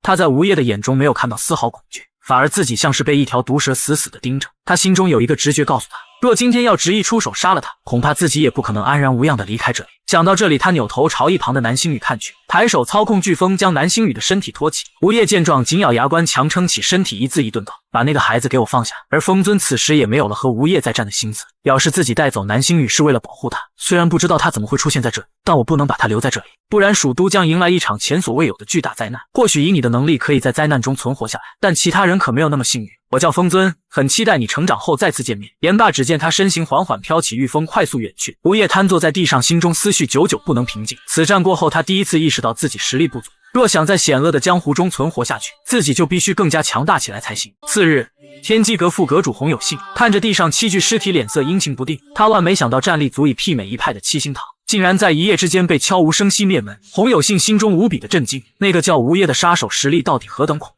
想通其中利害关系，他朝手下吩咐道：“立刻去收集有关吴业的所有情报，注意尽量隐蔽，不要和他发生冲突。”另一边，吴业隐藏在唐昊的住处养伤，他将南星宇被风尊带走的事情告知了唐昊。看着受伤的吴业，唐昊心中很是自责，他只是觉得南星宇和自己小时候比较像，所以才请求吴业的帮助，没想到却引来这么多高手的注意，甚至连武林排名前10的风尊都亲自现身。吴业听到唐昊知道风尊，瞬间提起了兴趣。他向来独来独往，对江湖的事情一无所知，随即开口让唐昊为自己讲述一番。原来风尊是和2强、3门、3庄、3霸的领袖并驾齐驱的高手。2强指的是天武庄和狂武门，虽然2强创建至今不到100年，但在天魔大战中取得了辉煌的荣耀。3门则是武当派、华山派和少林，他们在武林中根深蒂固，底蕴非常的深厚。山庄是神月庄、羽剑庄和幻剑庄，最后3霸是龙天谷、武剑阁和水天会，本来是10霸的，但天魔大战后只有他们3大势力存活下来，这11个势力便是当今武林的统治者，还有一些不属于任何势力，但个人实力不输于11派的强者。他们被称为8星和3尊，3尊除了风尊以外，还有5尊和剑尊，而8星的事情唐昊所了解的并不多。吴业得知像风尊一样的高手至少就有20位，这让吴业知道了自己以前就是坐井观天，但同时也让他更加坚定了变强的决心，必须强大到没有人能从他的手中夺走任何东西。傍晚，吴业伪装自己出现在了郊外，隐匿行踪是为了避开天机阁的监视，他需要确保接下来的计划万无一失。不久后，吴业来到了清风山庄，这里也是曾经血影阁的大本营。走在熟悉的小道上，一段苦涩的儿时回忆涌上心头，那是执行任务前同伴们嬉戏的场景，还有那个深爱自己的女孩白秀敏。而吴业来到这里只有一个目的，就是认定血影阁阁主肯定还有隐藏的宝物。虽然峨眉派灭了血影阁时已是搜刮了一番，但一个杀手组织的首领又岂能没有后手？经过一番寻找无果后，吴业将视线移动到了天花板上，紧接着一掌轰出，将一块岩板击碎。吴业纵身跃起，钻进了一条通道，上面的空间并不宽阔，只有一个红色木箱存放在这里。吴业从里面拿出一本红色册子，咧嘴一笑，果然不出我所料。深夜，吴业出现在一名富商家中。赵志廷，听说这段时间你积攒了不少财富。赵志廷抬头朝吴业看去，心头顿时一颤。您是暗月大人吗？吴业听着对方的称呼，神色冷酷，并没有回答。赵志廷却被压抑的气氛吓得不断磕头。对不起，暗月大人，这7年没有你的消息，一时间没有认出来。言罢，将身上所有的钱财全部放在吴业面前，这是小人的这段时间的所有积蓄。吴业拿起钱财，身形一闪，便消失在原地。赵志廷这才瘫倒在地，大口喘着粗气。暗月大人再次出现，看来以后每年又要上供了。而此时的吴业出现在房顶上，手里不断掂量着得到的钱财。按红色册子上的记载，暗影阁阁主为以防万一，将资金分散在各处，看来需要花费大量的时间去收集起来。男人为了练成绝世武功，竟然每天都要斩杀一头公牛，并且还要保证公牛没有丝毫痛苦的死去，目的是为了训练准确寻找动物身上的死穴，从而达到一击致命的效果。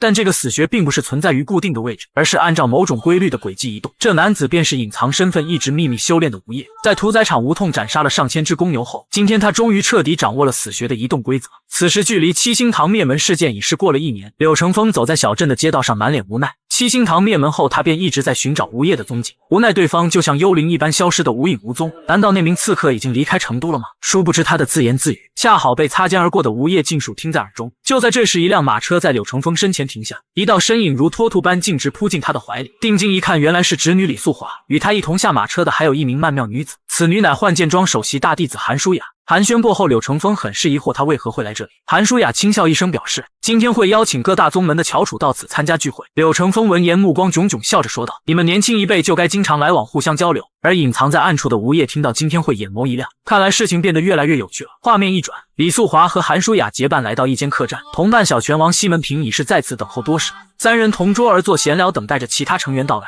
不多时，两道气质不凡的身影出现在客栈，后方的短发女子乃神月庄大弟子宁素云，为首的男子便是今天会会长，被称为年轻一代最强的武者金杰宇。众人本就是旧时十分熟络的畅谈起来，突然金杰宇敏锐地察觉到角落有一道令人心悸的气息在盯着他，随即眼神凌厉地朝预感的方向望去，却发现那里坐着一毫无内功波动的普通人。西门平看着金杰宇的模样，哈哈大笑起来，别疑神疑鬼的，客栈里的每个人都可能在看着我们。而将气息收敛起来的吴业心中有些惊讶，金杰宇竟然能察觉到自己的窥视，看来此人并不简单。夜晚，成都天机阁分部内，洪有信瘫坐在椅子上，满脸的颓废。吴业的消失让他产生了极大的挫败感，而就在这时，金杰宇来此找到了他。面对如此人物，洪有信显得有些不知所措。今天会长金杰宇可是年轻一代的代表，8星之一的强者陈有明的孙子，天赋极高，被誉为最有可能超越他爷爷，成为下一代武林统治者的人物。洪有信笑脸相迎，询问对方来此所为何事。金杰宇没有废话，表示要他帮忙找一个人。去年成都被一名刺客搅了个天翻地覆，导致青城和峨眉两派封闭山门，不再问世。我想请求你帮忙把那名刺客找出来。洪有信闻言，神情微微一愣，心中思绪对方为何会对吴业感兴趣，但一想到吴业，他的气就不打一处来。利用完自己消灭了七星堂后就消失了，还是整个天机阁出动都找不到的那种。随即他满脸无奈地对金杰宇说道：“吴业估计早就离开了成都，那家伙就像一个幽灵，即便是他就在你眼前，都很难找到他的踪迹。”金杰宇闻言，朝桌上扔下一袋黄金，寻找这样的幽灵不是天机阁的特长吗？我想洪副阁主不会拒绝我的请求的。洪有信见状，财迷般答应了他的请求，这不是给自己白白送钱吗？反正已经事先打好了预防针，即便真的找不到，也怪不到自己头上。与此同时，一伙人趁着夜色聚集在小镇门口，他们乃被青城派覆灭了的雷宗幸存弟子。此时青城派根基受损，正是复仇的最佳时机。为了以防万一，他们还向雷宗总部找来支援。此人浑身缠满绷带，看不清面貌，双眸一黑一红，宛如来自地狱的魔神，让所有人调整好状态。3日后踏平青城派。命令的口吻令小雷宗长老很是不满，质问他应该制定的计划说出来相商。那人闻言扭头，猩红的眼眸闪过一丝杀机：“你没必要知道，再废话我就杀了你。”身后的手下见对方如此嚣张，怒声大骂起来：“总部派你来是为了配合我们，不是让你来装大爷的。”话音刚落，只见那人瞬间化为一道黑影，下一秒已是出现在那个手下身后。他浑身缠满绷带，宛如来自地狱的恶魔，双眸一黑一红，散发着令人恐惧的气息。常人只要和他的眼神对视一眼，便会陷入无边幻境，在恐惧中生生折磨致死。司徒杰血红色的眼眸令所有人噤若寒蝉。都给我听好了，3日之后随我踏平青城派。一场血雨腥风无形中悄悄笼罩了整个成都，而此时伪装成平民的吴业却在抚琴作乐。观众席上，金杰宇聆听着音律，心中震惊不已。在其他人眼里，吴业的琴技虽然不太熟练，但音律绵长，令人不自觉陶醉其中。可在金杰宇的眼里，吴业却是像一名剑客，每道音律如同一把利剑，令他心生骇然。想到这里，金杰宇气息不自觉地骤然勃发。那个人绝对不像表面上那般简单，即便是以自己的实力，都未必能够取胜。此时，吴业的双眸散发出一股妖艳的光芒，琴声骤然加快，不断在台上朝四周飘扬而去。一曲作罢，观众们无不心旷神怡，拍手叫好。金杰宇见时机成熟，连忙来到吴业跟前，表示自己被吴业的琴声所折服，希望可以结交一番。对此，吴业并没有拒绝和对方闲聊起来。不久后，吴业出现在一处偏僻的宅院，金杰宇的有意靠近在他的意料之内，但对方看自己的眼神似乎是察觉到了什么，思绪间他的身形骤然一变，恢复了本来面貌。只见他嘴角勾起一抹邪魅的笑容。今天会长，我倒要看看你想搞什么名堂。不多时，他来到一处小院门口停下，一名老者恭敬地打开院门，递过去一块腰牌。此处是吴业接手血影阁的情报组织之一，腰牌上的信息记录着雷宗来到成都的消息。雷剑门自他们的领袖死后便土崩瓦解了，如今再次归来，明显是雷宗想以找青城派复仇为借口，趁机在成都重新建立势力，站稳脚跟。吴业眼中寒芒一闪而过，看来古业预测成都未来的话已经慢慢应验。画面一转，在城镇中最为繁荣的天香楼中，西门平正与酒客们乐此不疲地下棋博弈。这时，一名身着华丽的女子在其身旁经过，此女是天香楼的花魁书香，那俏丽的容颜瞬间便将西门平深深吸引。生性好色的他见如此美人，哪有放过的道理，当即起身将书香拦住，要求她伺候自己。身为只卖艺的花魁书香表示自己从不接客，不料西门平却变本加厉的言语威胁起来，表示今日若不答应他，便毁了这天香楼。就在书香不知如何是好之际，一道身影出现，制止了西门平的动作。来人正是外出归来的天香楼老板吴业。书香见状，连忙躲到他身后，一脸的委屈。西门平见有人打扰自己的雅兴，很是不爽。你又是谁？识相的话就给本大爷让开。吴业闻言，眼帘微眯，淡淡开口道：你算什么东西？不想死的话就滚出天香楼。西门平闻言却是哈哈大笑起来。身为金天会成员的他，还是头一次被羞辱。下一秒，一股强大的劲气如飓风般骤然爆，顷刻间便将楼内的座椅全部掀飞出去。西门平眼神凌厉，死死盯着吴业，讥讽道：看来天香楼没必要继续存在下去。言罢，身形一个暴掠，高举着拳头朝吴业冲去。可紧接着他脸上便浮现出错愕的表情，眼前的吴业身形如同一阵烟雾般缓缓飘散，下一秒便如同鬼魅般出现在其身后，呢喃道：你认为你有资格灭了我的天香楼吗？还未等西门平反应过来，只感觉一股强大的劲气轰击在腰子之上，砰的一声巨响在城中猛然炸开。西门平身形倒飞，撞碎墙壁，狠狠砸出楼外。吴业缓缓跟在其身后，眼中满是凌厉之色，随即一脚将西门平踩在地上，让他无法动弹。西门平没想到对方的实力竟这般恐怖，于是咬着牙怒圆瞪大，喝道：你到底是谁？吴业面无表情地看着他，冷冷说道：你还不配知道我的名字。话语间，手中的游龙丝已是朝对方急射而去，接着一阵毛骨悚然的惨叫声响彻整座城镇。西门平全身骨头竟被吴业生生折断。做完一切，吴业不再理会如同死狗的西门平，扭头朝屋内走去，对两名手下吩咐道：把这个废物扔远一点。3天后，充满落寞之气的青城派来了一群不速之客。雷剑门新任门主以青城派剑圣击杀老门主的罪名，严斥青城派掌门管理无方理应自裁谢罪。此话一出，当即引起青城派众人的不满。击杀你们门主的罪魁祸首剑圣已经死了，难道这样还不够吗？一向与人为善的青城掌门也是脸色大变。雷剑门的老门主死在了青城派，他一直觉得此事自己难辞其咎。就在众人剑拔弩张之际，一道身影走出来，让大家稍安勿躁。此人乃天武学院的院长李平，他与青城派一向来往密切，感情颇深。见盟友站出来为青城解围掌门，大感欣慰。可下一秒，李平抬头露出异常猩红的双眼。我觉得雷剑门门主说的没错，青城派掌门理应自裁谢罪。掌门闻言如同坠入冰窖，浑身颤抖，这到底是怎么一回事？这时又有一人缓缓挤出人群，讥笑开口道：我乃真武门门主古罗，我也赞同李平院长的观点。而古罗的双眼和李平一样，呈现出诡异的血红之色，而两位临阵倒戈的至交好友状态，令掌门身边轻滑起了疑心。掌门，他们的精神状态好像出了问题，应该是被什么东西控制了意识。可还未等他想通其中缘由，一名内门弟子高呼一声，表示自己有话要说。二人不疑有他，纷纷朝那名弟子望去。孩子，你是发现了什么吗？可随着而来的是弟子状若癫狂的大笑声，一把锋利的匕首已是悄然出现在其手中，随即快如闪电般狠狠刺入掌门的腹部。而那名弟子的双眼赫然也是一片猩红。突如其来的状况当即令所有人手足无措。清华搀扶着掌门朝那名弟子怒骂道：你为什么要这样做？只见那弟子满脸嗤笑，如同傀儡般大笑道：他应该为自己犯下的过错赎罪。话音刚落，他身后又聚集过来10数名行为反常的弟子，每个人口中都在念叨着同样的话语：赎罪，赎罪。其余正常弟子见状，连忙将掌门牢牢护住：快停下，你们知道自己在干什么吗？可红眼的弟子根本不理会他的话语，纷纷怒吼着如饿狼般朝前方扑去。一场同门师兄弟自相残杀的战斗正式打响。清华满脸震惊不可思议地看着这一切，而这时李平和古罗诡异一笑，异口同声道：众弟子听令，给我踏平青城派。随着一阵激烈的呐喊声响起，两派的弟子纷纷拔出武器朝青城弟子冲去。此时司徒杰静坐城楼上看着战场，桀桀怪笑。当内部发生冲突时，即便是青城这样的名门大派也会土崩瓦解。清华看着弟子们厮杀，脸色阴晴不定，到底是什么人在暗中操控这一切？他们定是中了某种毒药才会变得异常，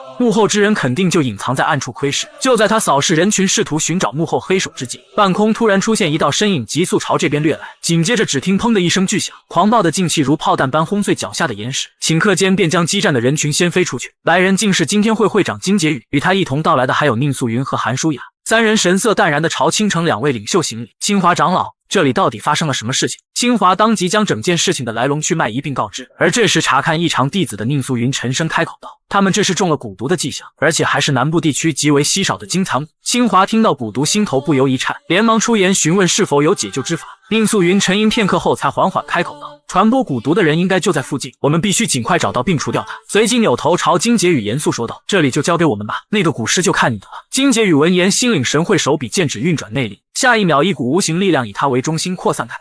数息后，方圆数里的事物尽在他的视野之中，而城楼上一股阴晦的气息瞬间被他捕捉。找到了，你们保护好青城派。言罢，身形宛如炮弹般爆裂而出，消失不见。金杰宇随着司徒杰的气息一路追踪到野外，不久后，在一片茂密的丛林上方停下了身形。紧接着，裹挟开天辟地之势的一剑骤然劈出，下方的树木顷刻间拦腰截断，轰然倒塌。司徒杰的身影在浓烈的烟雾中缓缓走出。我很好奇你是怎么找到我。金杰宇并不想和他过多废话，浑身内力骤然勃发，朝四周席卷开来。只要杀了你，中蛊毒的人就能得到解救。紧接着，只见他身形一阵模糊，举剑的身影化为残像，朝前方冲去。一道惊天的红色剑气如瀑布般迸射而出，血红光芒几乎顷刻间便将司徒杰淹没。轰隆一声巨响猛地响彻整个山林，狂暴的力量竟是将一座小山丘夷为平地。就在金杰宇以为对方已经化为灰烬之际，不料司徒杰那沙哑的嗓音却在身后响起：“小子，我记住你了。”金杰宇连忙转身准备再次进攻，却发现对方早已消失得无影无踪，地上残留着大片血迹，意味着对方伤势不轻。无奈之下，金杰宇只能返回青城派，现在唯一的线索只能从雷剑门门主下手了。说吧，那个神秘人到底是谁？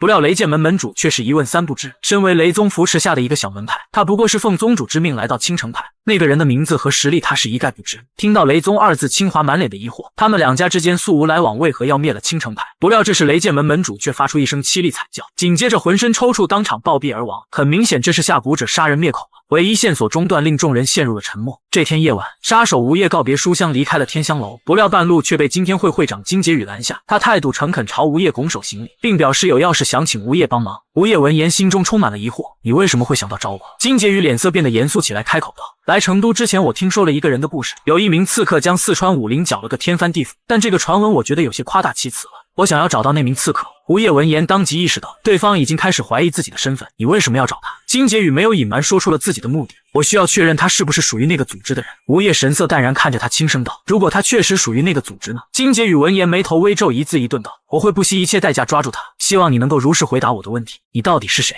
是音乐家林全玉，还是天香楼幕后老板暗月，或者是那名血洗四川武林的刺客？请告诉我哪一个才是你的真实身份。”吴业闻言，平静地将头上的面纱摘下：“你很聪明，不过我很好奇你说的那个组织是何来路。”金杰宇大笑着将一枚金币朝吴业抛去，吴业伸手接过，看了一眼，充满疑惑：“这代表着什么吗？”金杰宇见他不认识，出言解释：“知道九龙会吗？这就是九龙会的人才会使用的代币。这个组织就像霉菌一样在江湖上蔓延，可以说每一个势力都存在着他们的耳目。九龙会不在乎世人对他们的看法，他们所关心的只是如何获取更大的利益，甚至为了利益可以挑起各派战争，掠夺资源。不过按你的表现来看，你跟九龙会没有关系，能否告知在下你的真实姓名？”吴业闻言不再隐瞒，淡淡说道：“我叫吴业。”金杰宇闻言爽朗地笑了笑：“好名字，我希望我们可以成为朋友。”不料吴业却是将金币扔回去，朝前方走去：“我不需要朋友。”金杰宇抬手接过，并不恼怒：“虽然我还不了解你，但我相信你的眼睛。尽管有些唐突，但我确实想请你帮一个忙。有一名极度危险的蛊师隐藏在成都，他可能来自雷宗，可以利用蛊虫操控人的意识。如果放任不管，成都将会再次陷入混乱。”言罢，再次将金币抛向吴业，笑着说道：“我想请你帮忙找到他，等一切结束，我们一定能成为朋友。”吴业抬手接下，语气无奈地说道：“我可以考虑一下。”接着不再理会金杰宇，径直朝前方走去。金杰宇看着吴业离去的背影，若有所思。虽然吴业在四川犯下滔天的杀戮，但有兴趣知道背后真相的人又有多少？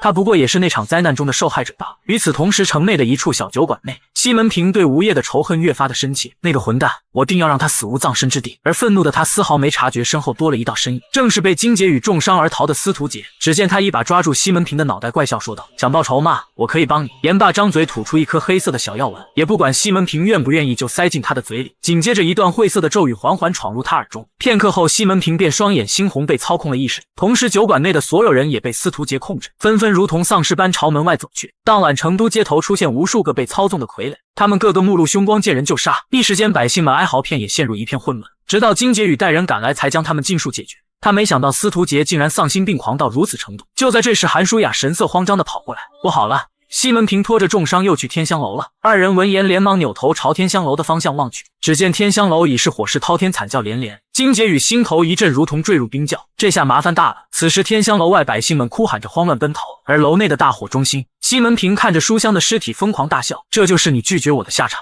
都给我去死吧！等金杰宇几人赶来，看到这一幕，心头一颤，而西门平的眼神瞬间就让他明白了一切，随即连忙出言劝慰西门平跟自己离开这里。但被操控的西门平此时状若癫狂，我要报仇，报仇！就在这时，三人看着西门平身后神情一震，只见一道身影在烈火中缓缓走来，滔天的火势竟不能靠近他身前半分。吴业面无表情，眼神如毒蛇般锐利，熟悉的人都知道这是吴业不死不休的前兆。没有多余的废话，一根游龙丝从他指尖如闪电般急射而出，下一秒便悄然环绕在西门平脖颈之上。只听噗呲一声，西门平还未来得及反应，脑袋就离家出走。金杰宇三人见滚落的头颅，满脸的震惊，他们没想到吴业竟然如此杀伐果断。而吴业轻轻抱起书香的尸体，满脸阴沉，回想起书香曾经问他有什么梦想，他的回答很简单，就是想要创造一块没有战争和利益的净土。可当他回问起书香有什么梦想时，书香的回答却是令他感到意外，你就是我的梦想，只要静静的看着你就够了。此时吴业眼中闪烁着无边的杀意，无数把蝴蝶笔如精灵般在他周身盘旋，我会让所有参与此事的人付出代价。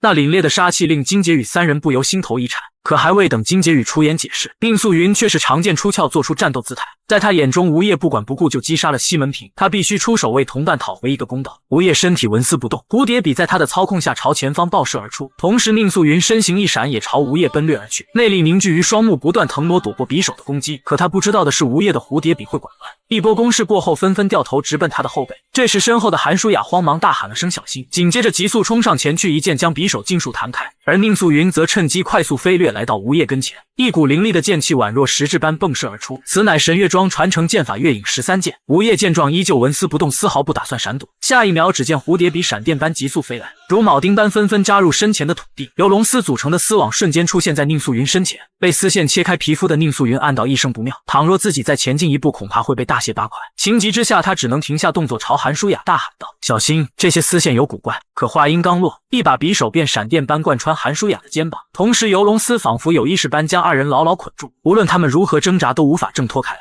吴业眼神冷冽，杀意凛然，一念之间，蝴蝶笔已是出现在二人头顶。二人此时心中也是无比骇然吴业的实力，自始至终对方甚至连动都没动，仅凭几把匕首就将己方制服。等他们回过神来，二人的眼前出现一把匕首直奔他们头颅，显然吴业是决定下死手了。也就在这时，一旁观战的金杰宇动了，只见璀璨的红光在其身上绽放开来，紧接着一道狂暴的剑气骤然迸射而出，此乃金杰宇成名绝技9天烈焰斩。伴随着炽热的火龙席卷而过，竟是将吴业的游龙丝尽数击断。二女只感觉浑身一轻，从空中坠落而下。宁素云头冒冷汗，心有余悸。若是金杰宇再晚上1秒，恐怕自己已是一具尸体了。金杰宇收回长剑，缓步走到吴业跟前，轻声道：吴业，我们冷静下来谈一谈吧。吴业面无表情，眼中的杀气依旧浓烈。你认为还有这个必要吗？金杰宇闻言神色凝重，解释道：如你所见，这一切都是西门平干的，但西门平也是被人操控了意识才犯下过错。那个人正是上次和你提起的古尸，我敢确定他是故意挑拨我们发生争斗，借此分散我们的注意，趁机逃走。希望你可以冷静下来，抓住那个罪魁祸首。西门平的事情我们以后再算。吴业抱着书香缓缓起身，恢复了平静。他也不是不明事理的人，西门平的异常他早已察觉了。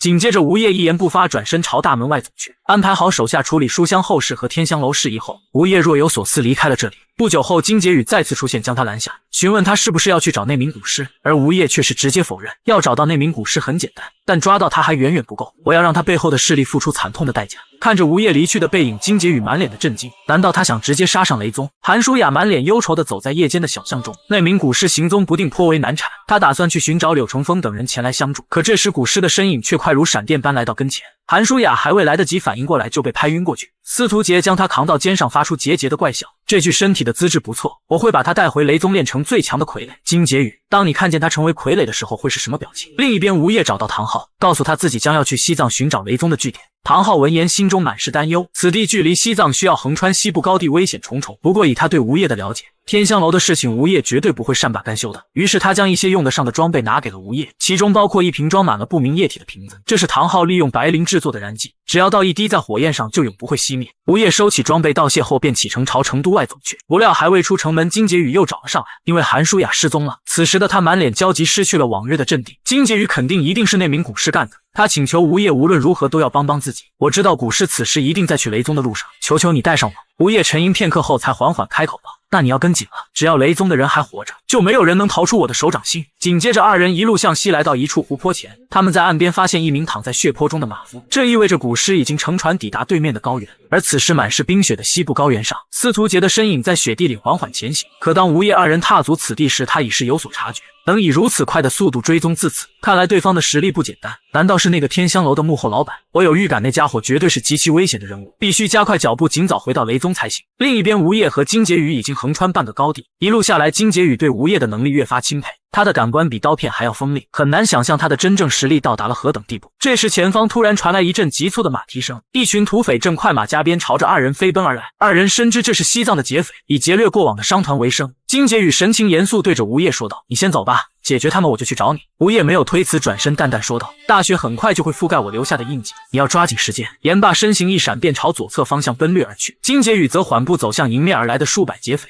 来吧，你们这些杂碎！画面一转，此时被绑架的韩舒雅满脸的绝望之色，她不知道会不会有人来救自己，更不知道自己接下来的命运会发生什么。而就在这时，她绝望的眼中出现了不可置信的神色，一道身影宛如凭空出现般来到她跟前，移动间没有发出任何声响，甚至连司徒杰都没能察觉到她的到来。吴业如同一只幽灵般紧紧跟在他们身后，如毒蛇般的双眼死死盯着眼前的猎物。韩舒雅神情恢复了些许色彩，她不知道吴业是不是来杀自己的，但死在吴业手里也好过被炼成傀儡。可他的异常很快便被司徒杰察觉，只见司徒杰猛然转身朝身后看去，不料身后空空如也，没有半个人影。但敏锐的感知还是让他感觉到不对，刚刚一定发生了什么。这个女人心跳越来越快，是我错过了什么吗？但他不知道的是，吴业就像幽灵般一直潜藏在他的身后。于是他接连施展身法，毫无规则地朝周围快速挪动。可即便如此，还是无法捕捉到吴业半点踪迹。而吴业的身法丝毫不差，被韩舒雅看在眼里。此时他的眼中满是震惊的神色，因为吴业就像一只影子，从未离开过他的视线。司徒杰每走一步，他都能预测到紧跟而上，甚至连雪地上的脚印都完美重叠。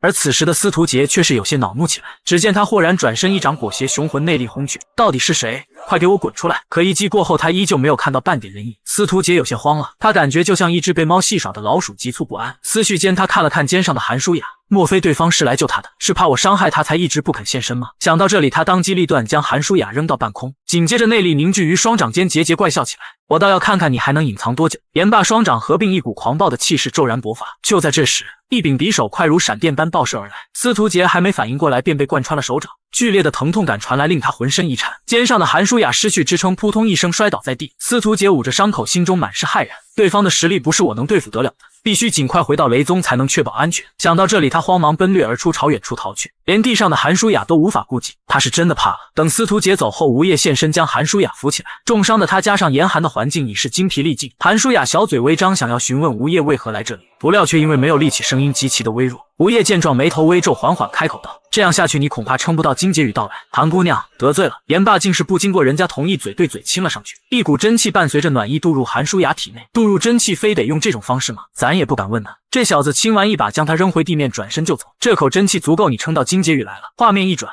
司徒杰一路狂奔来到一座塔楼门前，门内的守卫见有人到来，询问他是何来历。司徒杰语气平和，丝毫没有半点嚣张气焰：“我来自雷宗，有要事想告诉你们墨玉儿楼主。”守卫经过请示后，缓缓打开了大门。不久后，司徒杰恭敬地跪伏在地，一位身姿妩媚的女子端坐，笑盈盈地看着他。原来你就是那老家伙养的那条忠犬啊！说吧，来找我有什么事？听到忠犬二字，司徒杰并没有恼怒，而是毕恭毕敬地将吴业的事情说了出来，并且表示他很快就会追到这里。墨玉儿闻言却是笑得眼泪都出来了。没想到你这条猎狗有一天也会被人追杀，雷宗那边的老家伙可要欠我一个人情了。放心吧，这里就算是你主人来了，也要忌惮3分。司徒杰闻言欣喜地低头连声道谢。深夜，司徒杰在安排好的房间睡下，可酣睡之时，却有一股浓烈的血腥味飘来。司徒杰睁开眼睛一看，眼前赫然出现一对沾满鲜血的手环。司徒杰见状，猛地从床上惊恐坐起，这对手环明明就是墨玉儿手上的那对，到底发生了什么？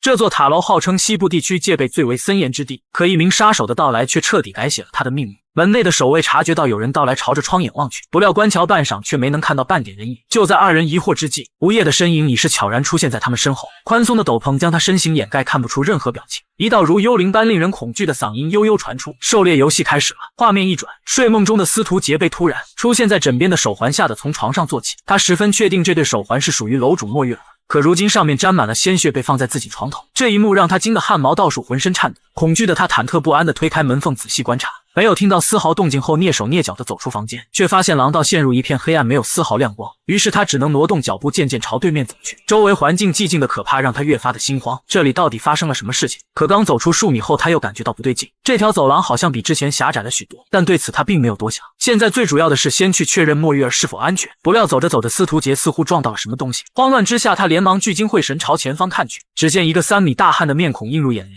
可下一秒壮汉却是一个仰头栽倒在地，紧接着哗啦一声燃起了熊熊烈火。炽热的火焰瞬间将整条廊道照亮，令司徒杰毛骨悚然的是，廊道两边竟是站满了塔楼守卫的尸体，他们身体笔直站立，脑袋却是被拧到了后背。极度恐惧的感觉瞬间令司徒杰慌了神，连忙扭头朝着莫玉儿的房间方向跑去。他真的来了，他把塔楼的人全杀了。不多时，他便来到莫玉儿的房间中，而此时莫玉儿已是浑身鲜血，死得透透的。司徒杰再也来不及多想，一个纵身跃出楼外，快速夺路而逃。他疑惑为何吴业杀了所有人，唯独没杀自己，但此时显然不是深究的时候。他只能把生存的希望寄托在雷宗身上，而此时在暗处的吴业指尖出现一把蝴蝶柄，下一秒以闪电般的速度朝司徒杰爆射而去。司徒杰还未来得及察觉，便被贯穿了肩膀。身受重伤的司徒杰求生欲望拉满，根本顾不得伤势，毫不停留朝远处奔掠而去。吴业看着对方留下的血迹，不紧不慢地跟在他的身后。不知逃亡了多久，司徒杰来到一处密林，放慢了脚步，捂着血流不止的伤口，努力让自己冷静下来。而吴业跟在他的身后，一直紧盯着他。可就在这时，异变陡然突起，司徒杰的身影竟在吴业的眼皮底下消失了。吴业疑惑地不停朝周围望去，但却始终无法找到对方的踪影，甚至连司徒杰身上的气息和血腥味都消失不见了。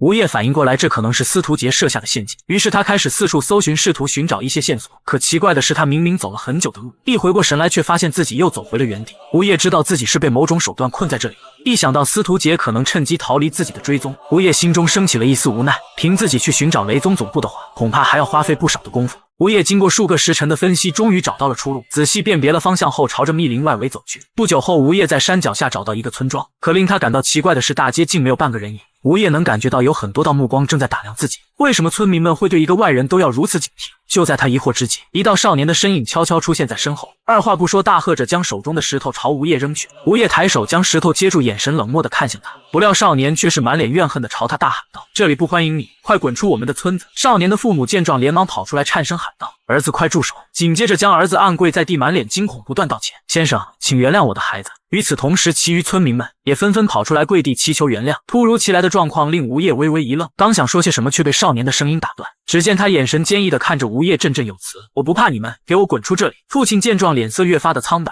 快住口！难道你想变成你哥哥那样吗？”少年闻言咬牙切齿，泪水不停在眼眶打转。就是他们把哥哥变成了怪物。这时吴业才明白过来怎么一回事：“你哥哥是被谁抓走的？”少年愤怒地站起身，大喝道：“明知故问，就是你们这些雷宗的混蛋！”听到雷宗二字，吴业眼中闪过一丝杀意：“把你知道的都告诉我，你们带走了我哥哥和村里其他孩子，这次是来带走我的吧？”吴业闻言冷漠地开口说道：“我不是雷宗的人，我不会绑架人，只会杀人。”众村民闻言惊疑不定地抬起头：“你真的不是雷宗的人？”吴业不耐烦地散发出一丝杀意：“我说过我不是雷宗的人，把发生的事情跟我说清楚。”男人回忆起往事，泪水不自觉湿润了眼眶。少侠，别看这个地方现在一片贫瘠，其实几年前这里还是一个热闹的村镇，因为此地附近就是雷宗的大本营，所以山匪们不会靠近这里。村民们也很感谢雷宗的庇护。但突然有一天，雷宗的人冲进了村庄，他们抓走了我们所有的孩子，只有阿明当时去了山里才躲过一劫。没有人知道雷宗把孩子们带到了哪里，直到年后那些孩子突然被人带了回来。也就在那天，我们发现雷宗令人发指的一幕：一个男人将一把利剑插入地面，发着怪笑。他命令孩子们在父母面前自相残杀，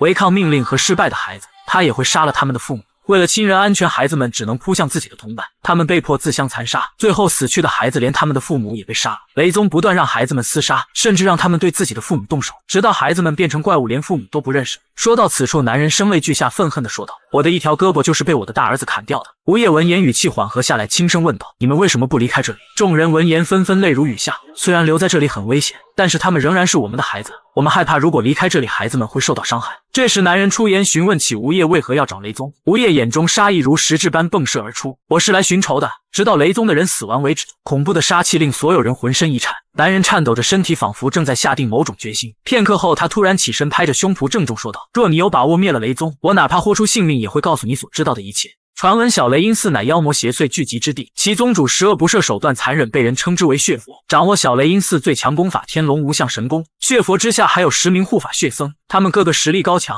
培养出无数只忠诚于雷宗的弟子。雷宗所犯下的罪行罄竹难书，为强大宗门战力，到处抓捕附近村庄的孩童，甚至以养蛊的方式让这些孩子自相残杀，最终活下来的人沦为六亲不认的杀人机器。村民将所有关于雷宗的一切告诉了吴业，他们把解救孩子的唯一希望寄托在了吴业的身上。而雷宗绑架孩子训练成杀手的事，却勾起了吴业的回忆。回想起自己儿时的遭遇，一时间沉默不语。片刻后，他回过神来，他深知再拖下去，只会给雷宗准备对付自己的时间。这时，小明咬着牙对吴业哽咽请求，希望吴业无论如何都要救出被抓去的孩子。不料吴业却一口回绝了他的请求：“我不是什么善人，那些孩子如今状态如何，谁都不知道。我也不是为了救人才去雷宗的。不过，作为情报的代价，我可以答应你一件事，那就是让雷宗彻底从世界上消失。”离开村庄后，吴业再次回到那片密林，随着周围空间一阵模糊，阵法在意料中启动，但即使再精妙的阵法，也不能完全掩盖事物的本质。很快，吴业便在一条溪水中发现了端倪。流水的感觉是很难作假的。吴业眼中金光一闪而过，他坚信只要顺着溪流行走，一定能找到出口。不料不久后，却被一个大排水口挡住了去路。就在吴业心生疑惑之际，突然前方刮来一阵巨大的狂风，那排水口猛然间开始剧烈扭曲起来，下一秒竟是在吴业的眼皮底下消失不见。面对眼前的突发情况，吴业更加笃定这便是通往雷宗的路。想到这里，他决定不再相信眼睛看到的事物，而是把感官放在水流和味道上面。不知过了多久，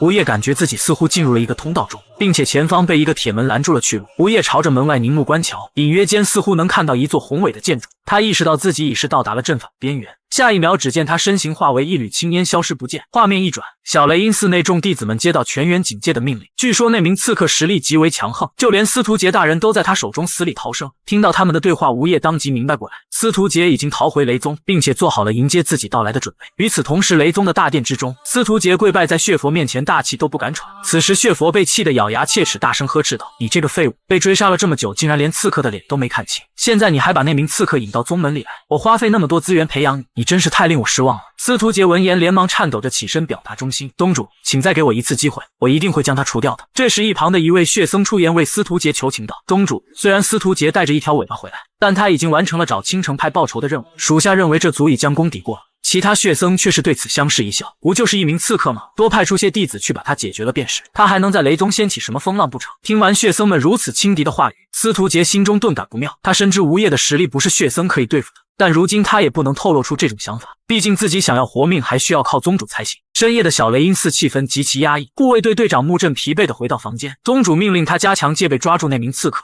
没想到接连寻找数日都没发现对方的踪影，就在他不满地埋怨司徒杰没事找事之时，吴业鬼魅般的身影已是出现在其上方。还未等他反应过来，无数根游龙丝已是急射而来，贯穿他的身体，随即他的四肢被牢牢捆住，无法动弹半分。紧接着在木正惊骇的表情下，吴业缓缓靠近，此时吴业的面容竟已是变换成木正的模样。不久后，吴业出现在一处偏殿外，2名巡逻的弟子见状连忙上前行礼。吴业命令他们抓捕刺客的任务到此为止，让他们回去休息，随后头也不回地朝殿内走去。他察觉到这处偏殿有一股难以忍受的恶臭，所以决定前往一探究竟。随着深入，那股恶臭味越发的浓郁，最终吴业在一道暗门前停下了脚步。恶臭正是从门上的裂缝散发出来的。吴业迎上前去仔细品味了一番，发现此味道和腐烂的食物有些许相似之处，或许是有人在里面研究毒药。想到这里，他不再犹豫，打开了暗门。一条昏暗廊道伴随着作呕的气息映入眼帘。与此同时，廊道尽头的一处牢房内，一名白发老者正在调试着药剂，旁边的椅子上绑着一个肥壮的大汉。不久后，老者扭头对着壮汉桀桀怪笑起来，嘴里不断念叨着很快就让他解脱的话语。紧接着他掰开壮汉的嘴，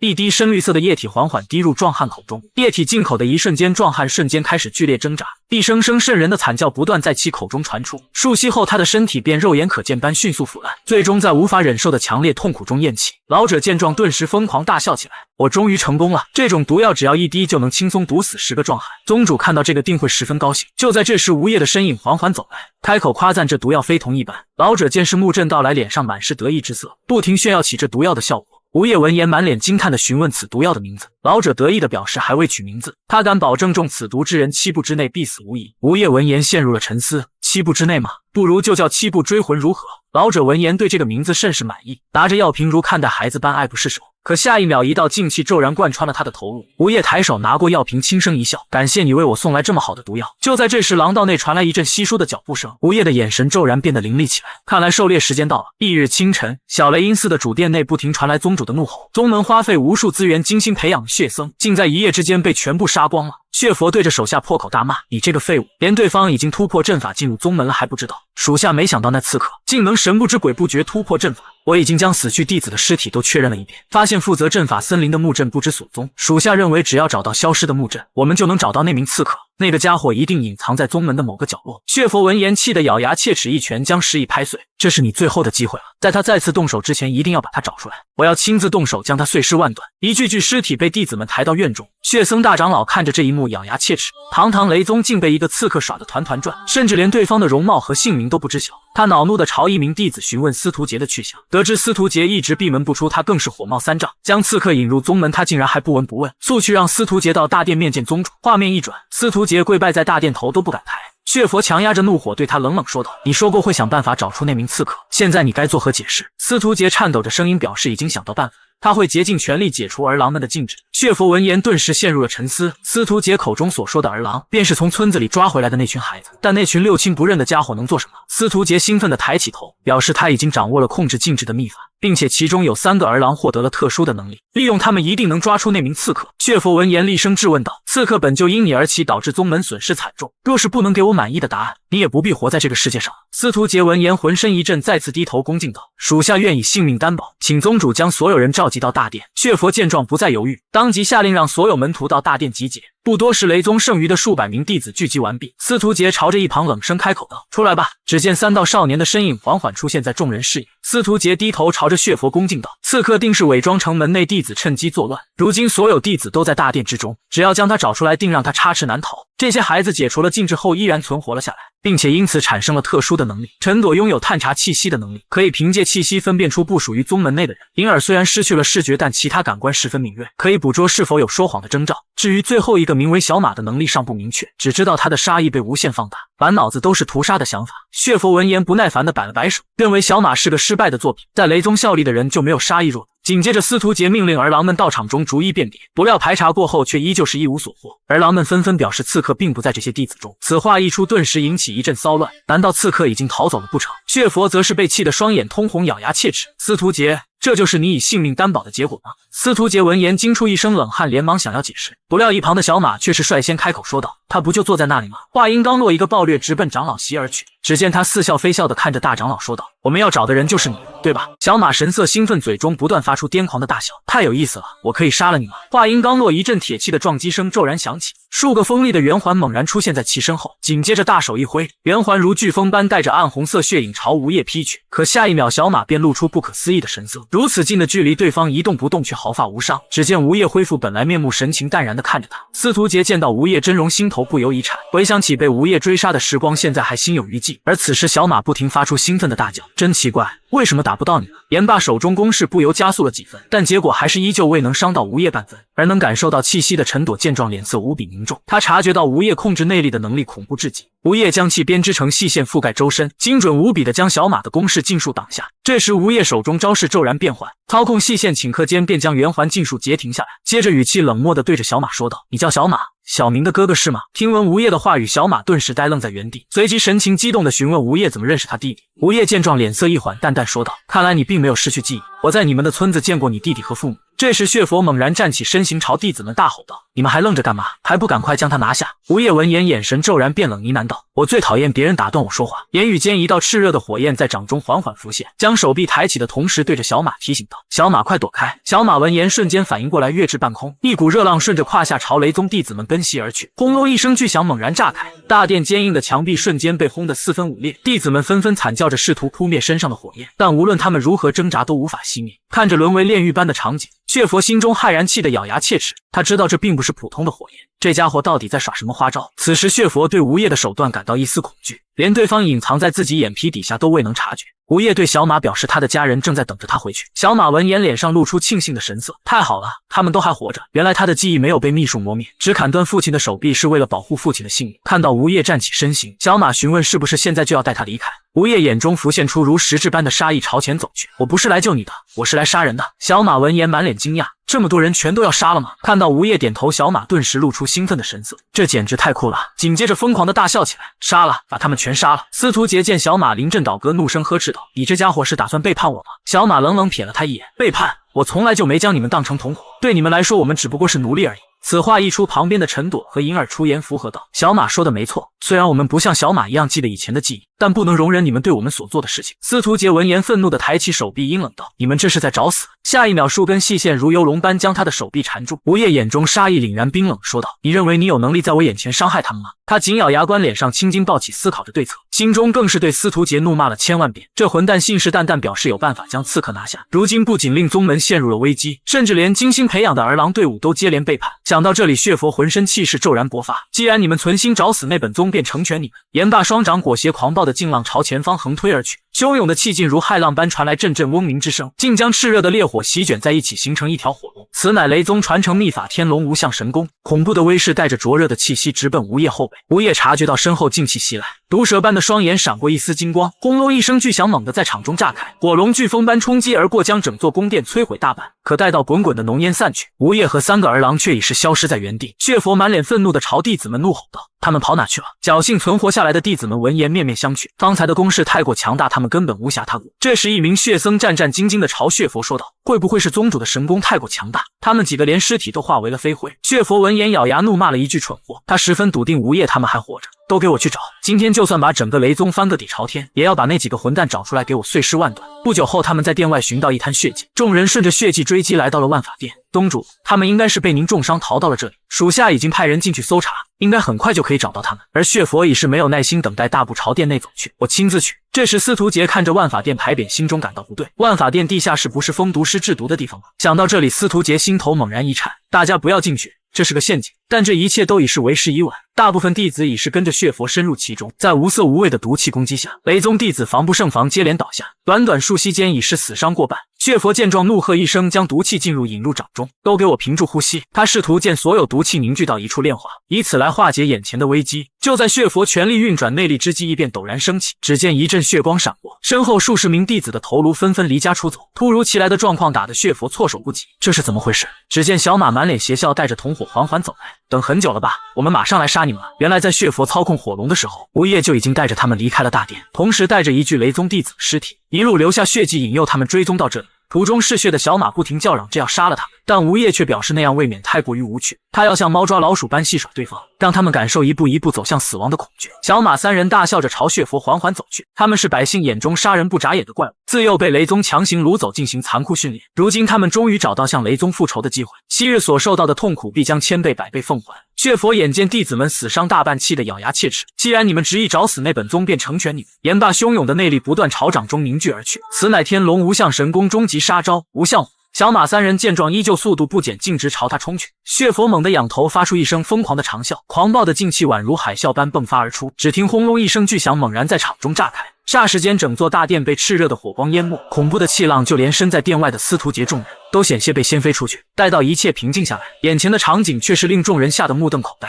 巨大的宫殿竟是直接化为了飞灰，现场只剩下一个数米的深坑。血佛保持着出手姿势站立在深坑之中，而小马几人的身影已是消失不见。司徒杰见状，心中暗自松了口气，终于还是把他们全都解决掉了。随即连忙命令弟子们下去帮忙，剩余的弟子纵身跃下深坑，朝宗主掠去。领头几人嘴中不断吹嘘着宗主武功盖世，不料下一秒，血佛的脸色骤然一变，只见一道身影快如闪电般直奔他身后而去。等他反应过来，想要阻拦，已然为时已晚。小马手持武器，已是瞬间取下2名弟子头颅，随即身形毫不停留，朝其他弟子猛扑而去。一名血僧见状，大喝一声，运劲朝他攻去，不曾想却被一旁突然出现的手刀贯穿脖颈。眼见陈朵抢走自己的猎物，小马骂骂咧咧的大骂了几句，不过喜怒无常的他下一秒又换上嗜血表情，剩下的都是我的。言罢，手中的圆环如收割神兵般脱手而出，随之而来的是血宗弟子们凄厉的哀嚎声。血佛见弟子被疯狂屠戮，气得浑身颤抖，你们这些虫子都该死！可还未等他出手营救，却发现数根丝线已是悄然环绕在脖颈，他一把将丝线扯开，出言怒骂道：“你这该死的刺客，只会耍这些小手段吗？”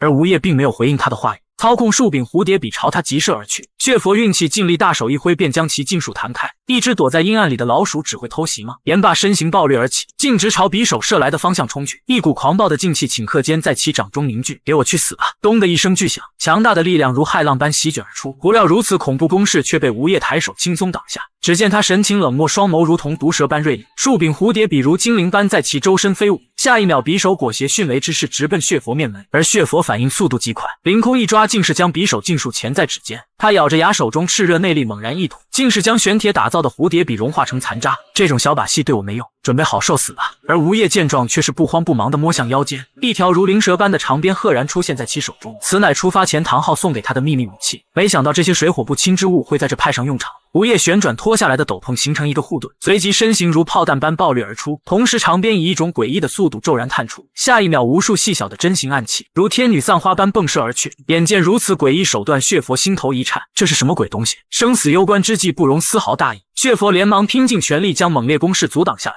吴业手中长鞭再次挥舞，不给对方喘息机会。霎时间，鳞片暗器如雪花般满天飞舞，紧接着一股令人恐惧的威势骤然勃发开来。此乃青城派秘技72剑浪，汹涌的骇浪惊涛铺天盖地朝血佛淹没而去。身处攻势中央的血佛根本无处闪躲，只能拼尽全力抬手格挡。一声震耳的怒吼猛然从其口中传出，将无相神功催动到极致，蓄力一拳轰出，滔天骇浪竟是被打得溃散开来。只见一条火龙如实质般盘旋在其身后，能把我逼到如此地步，你足以自傲。而吴业气势不断攀升，凝聚出一条灵蛇虚翼。呵呵，方才不过是开胃小菜而已。